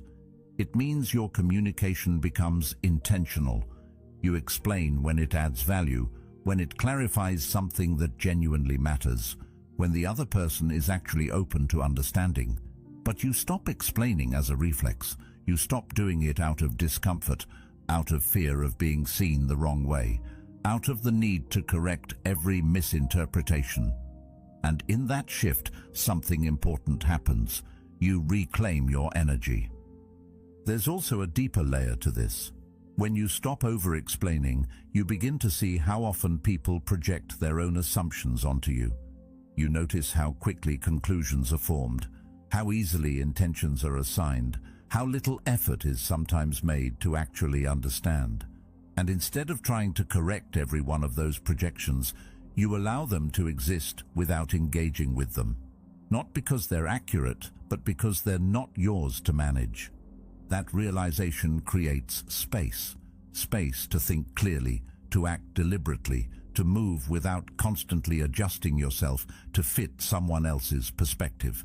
It removes a layer of pressure that most people carry without realizing it's there. And once that pressure is gone, your interactions start to feel different, lighter, more direct, less complicated. At the same time, your sense of identity becomes more stable. It's no longer shaped by how well others understand you. It's anchored in how well you understand yourself. That stability makes you less reactive, less defensive, less inclined to overcorrect. You don't feel the same urgency to be seen a certain way because you're not relying on that perception to define you. And this is where the connection to control becomes clear again. Just like with reaction, explanation can quietly shift control away from you. Not in an obvious way, but in a subtle, ongoing exchange where your energy is constantly directed outward, trying to manage how you're perceived. When you step out of that pattern, when you stop explaining by default, you bring that energy back inward. You use it to strengthen your own clarity instead of trying to fix someone else's interpretation. Over time, this becomes a habit. You pause before explaining. You ask yourself whether it's necessary, whether it adds anything, whether the other person is even in a position to understand. And if the answer is no, you let it go. You move on without filling the silence, without correcting the narrative, without chasing resolution where it doesn't exist. That restraint doesn't make you less expressive, it makes you more precise. Your words carry more weight because they're not used to defend every detail. They're used when they matter, and because of that, they land differently. People pay more attention, not because you're saying more, but because you're saying less with intention. In the end, the shift is simple, but not easy. You stop trying to control how others interpret you, and you start controlling how you respond to being interpreted. You let go of the need to be fully understood by everyone, and you focus on being clear within yourself.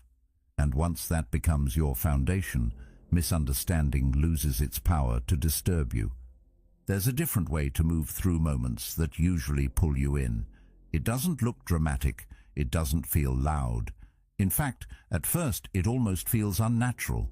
Someone tries to provoke you, maybe with a comment, maybe with a tone, maybe with something subtle enough that only you catch it. And instead of reacting the way you normally would, you pause. You don't respond. You don't correct them.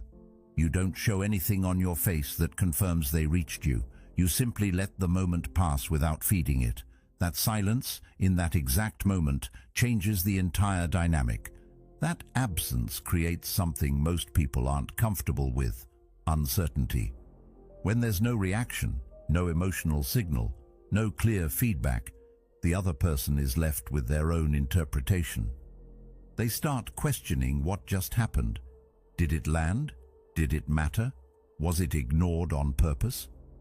That lack of clarity becomes a space their mind tries to fill.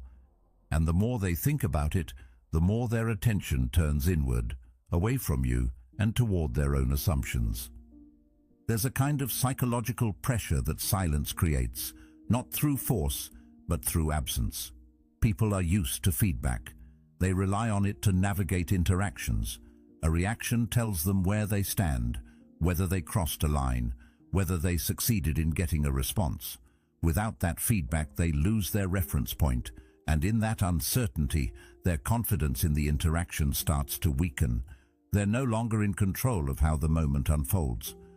What makes this even more effective is that it requires no effort beyond restraint.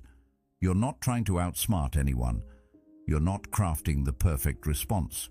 You're simply choosing not to participate in something that doesn't deserve your energy. And that choice, repeated consistently, builds a different kind of presence. One that isn't easily pulled into unnecessary exchanges. One that doesn't react on impulse. One that remains steady, even when tested.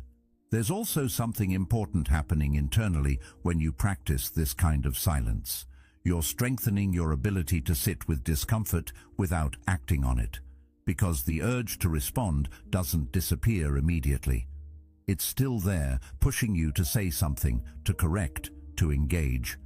But when you resist that urge, even briefly, you prove to yourself that it doesn't control you. And that realization builds confidence. Not the loud kind, but the quiet kind that doesn't need to be displayed. Over time, this changes how you experience interactions. Situations that once felt tense or draining start to feel neutral. Comments that would have stayed with you for hours lose their impact. You begin to see how much of your previous stress came not from what was said, but from how you responded to it. And once that becomes clear, the motivation to react starts to fade. It no longer feels necessary. There's a line that captures this idea with precision. No man is free who is not master of himself.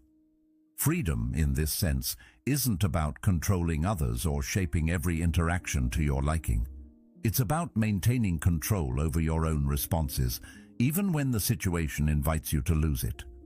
Silence becomes one of the simplest ways to practice that control, not because it avoids the situation, but because it prevents the situation from controlling you. As this approach becomes more natural, people begin to notice the difference. Not always consciously, but they feel it. There's a shift in how they interact with you. Some may test it, trying to get a reaction, pushing a little further to see if the pattern holds. Others become more measured, more respectful, because they sense you're not easily drawn in. And in both cases, the dynamic has changed. You're no longer responding automatically. You're choosing when and how to engage. As Seneca put it, "He who is brave is free." This doesn't mean you never speak or that you avoid every confrontation. There are moments where a response is necessary, where clarity matters, where silence would only create confusion. But those moments become easier to recognize when they're not buried under layers of automatic reaction. You respond when it's intentional, not when it's triggered, and that distinction is what keeps your control intact. That filter is what most people lack.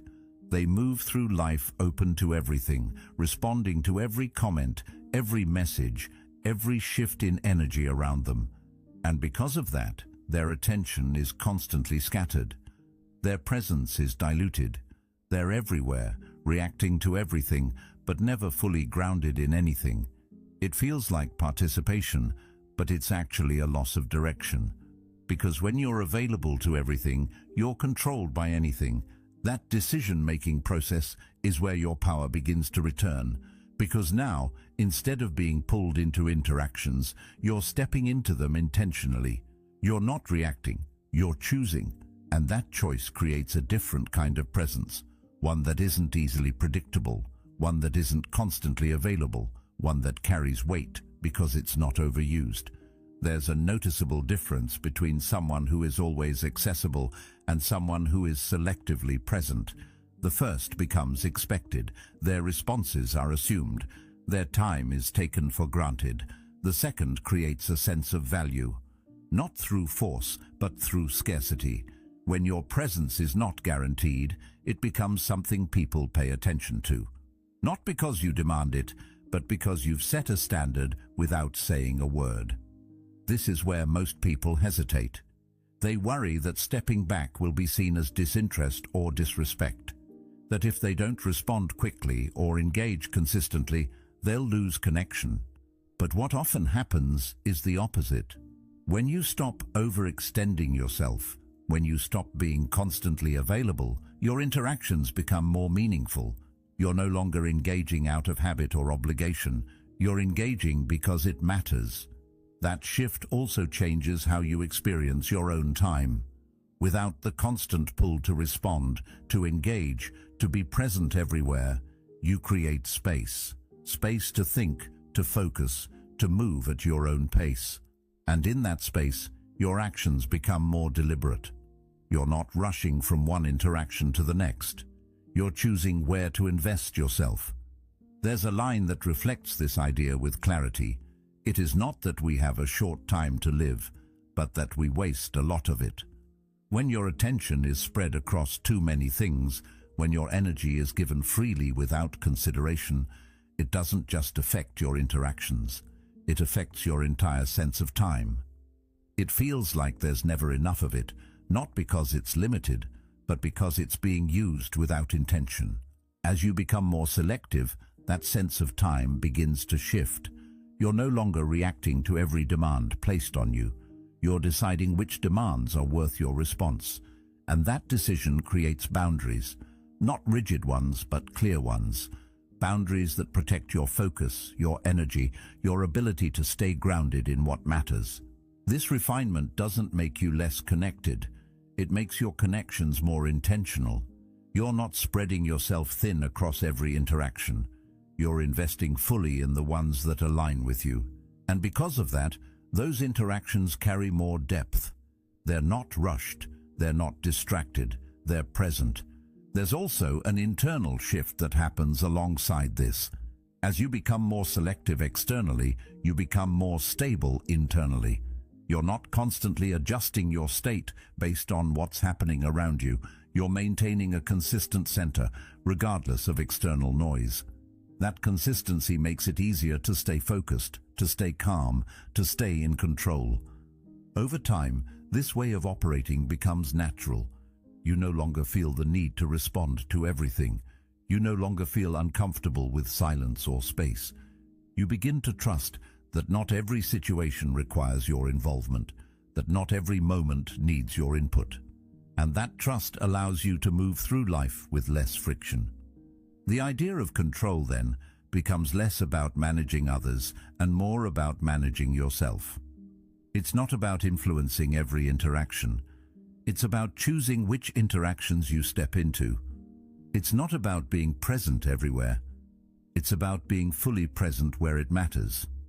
And in that selectiveness, something changes in how others perceive you, not because you're trying to create an image, but because your behavior reflects a certain level of discipline.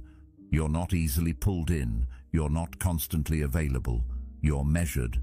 And that measurement creates a sense of respect, even if it's not explicitly acknowledged. At the same time, your own perception of yourself begins to shift. You start to see that you don't need to be involved in everything to be relevant. You don't need to respond to every comment to maintain your position. Your value isn't tied to how often you engage, but to how intentionally you do. You're still in the world, still interacting, still connected, but now there's a structure behind it, a sense that your presence is directed, not scattered, that your responses are chosen, not triggered. And that difference, while subtle, reshapes everything around you. And that decision has consequences, not in a negative sense, but in a natural one. When you raise your internal standard, your external environment begins to adjust. Some people will notice the change immediately. They'll feel the difference in how you respond or don't respond. They'll realize that certain behaviors no longer get the same reaction from you. And without that reaction, those behaviors lose their effect. They either adapt or they fade out. This is where your internal standard begins to shape your external reality. You don't need to push people away. You don't need to explain your boundaries. You don't need to justify your choices. Your behavior does that for you. The consistency of your actions communicates more clearly than any explanation could. It shows what you accept, what you ignore, what you invest in, and people respond to that, whether consciously or not. There's also a sense of clarity that comes with this shift.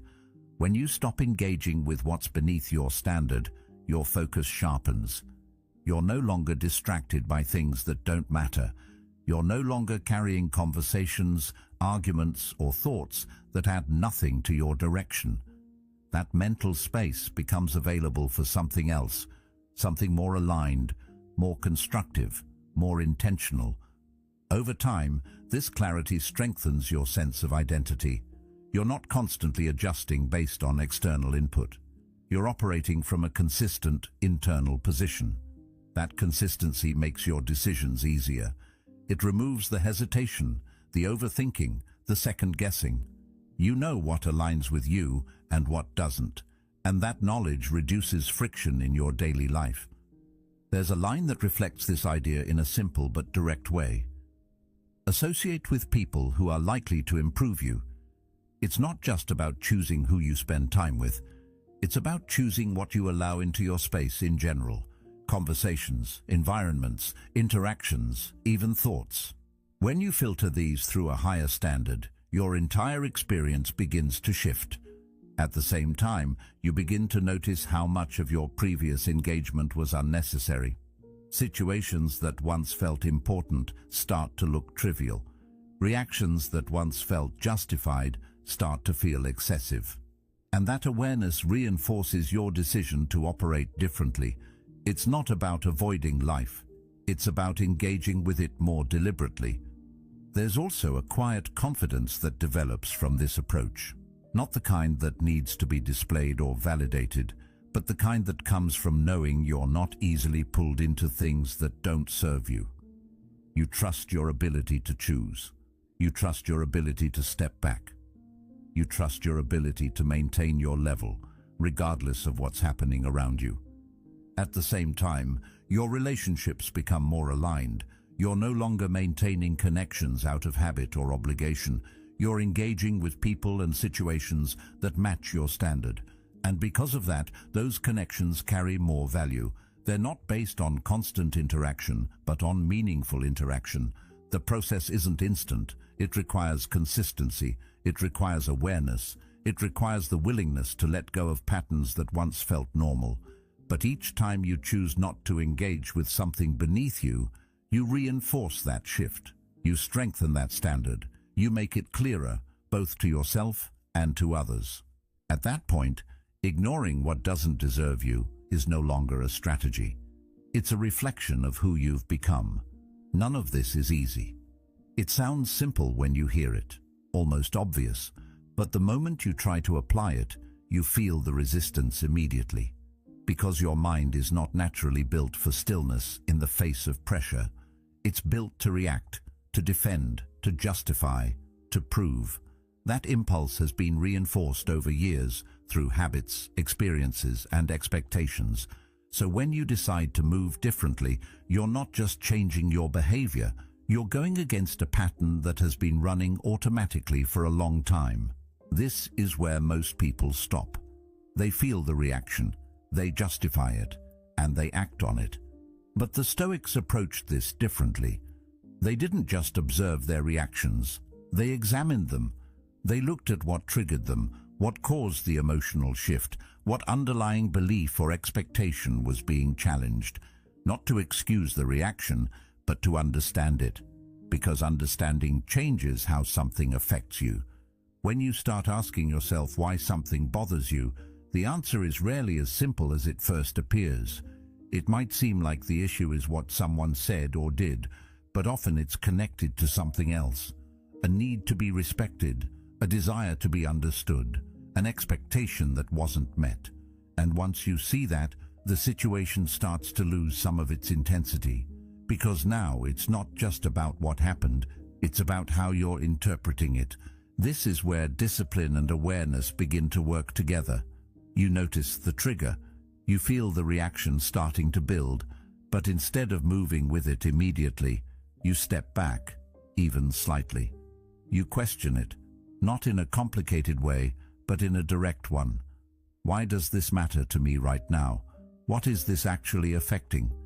And in that moment of reflection, something shifts. The reaction loses its urgency. Over time, this process becomes more natural. You don't have to force yourself to pause. It happens automatically. You begin to recognize patterns in your own behavior. You see which situations tend to trigger you, which types of comments affect you more than others, which environments pull you into reaction. And with that awareness, those triggers start to weaken. Not because they disappear, but because you understand them. Understanding removes a lot of their power. When something is unclear, it feels overwhelming. When it's understood, it becomes manageable. And that's what happens with your triggers. They go from being automatic responses to being observable patterns. You see them as they are, without immediately acting on them. And that space between awareness and action is where your control grows. This doesn't mean you stop feeling. You still experience emotions. You still notice when something doesn't sit right. But the difference is, those feelings don't dictate your behavior in the same way. You're not pulled into action by them. You're aware of them, but you're not controlled by them. And that distinction is what creates stability. Stability in this sense isn't about being unaffected by everything. It's about not being easily moved by things that don't deserve that level of influence. It's about maintaining a consistent internal state, even when external situations shift.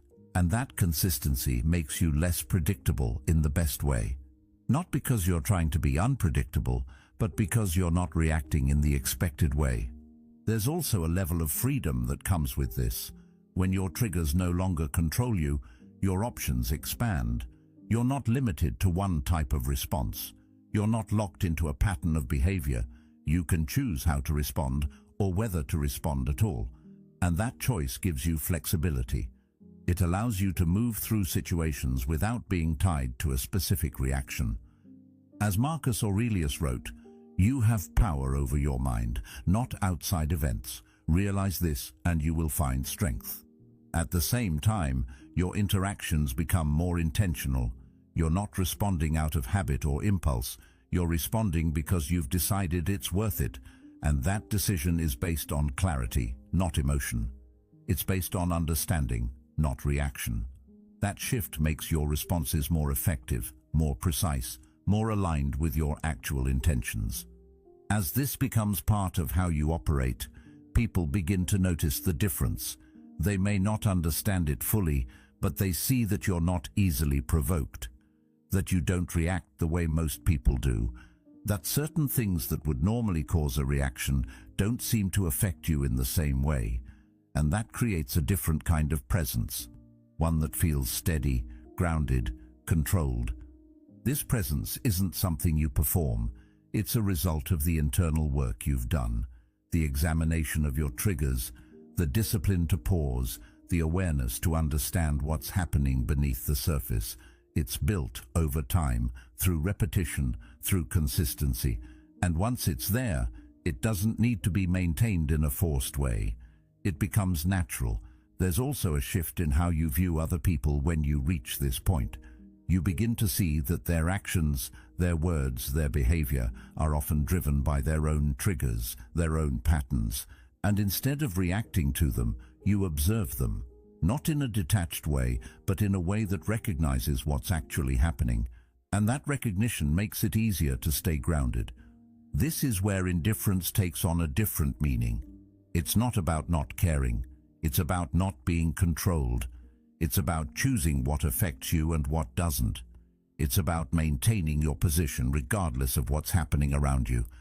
And that kind of indifference is not cold, it's stable. It allows you to move through situations without being pulled into them unnecessarily. It allows you to engage when it matters and step back when it doesn't. It allows you to maintain your energy, your focus, your clarity. And over time, it becomes the foundation of how you operate. Because in the end, the goal was never to eliminate emotion or avoid interaction. It was to understand yourself well enough that your reactions are no longer automatic, that your behavior is no longer dictated by external triggers, that your state is no longer dependent on what happens around you. And once that becomes your reality, control is no longer something you're trying to achieve. It's something you already have. At some point, something shifts in a way that feels almost invisible at first, but changes everything once you notice it. You no longer feel the same urgency to respond to everything around you. Situations that once pulled you in immediately now pass by without that automatic need to engage. Comments don't carry the same weight. Tension doesn't demand your participation. And what used to feel like something you had to address now feels optional. That realization is subtle, but it marks a turning point. Because once you see that not everything requires your response, you begin to move differently. This shift changes how you experience time and energy. When you're no longer reacting to everything, you stop spending your mental resources on things that don't matter. You're not replaying conversations. You're not thinking about what you should have said. You're not carrying interactions with you long after they've ended. That mental space, once occupied by reaction and analysis, becomes available.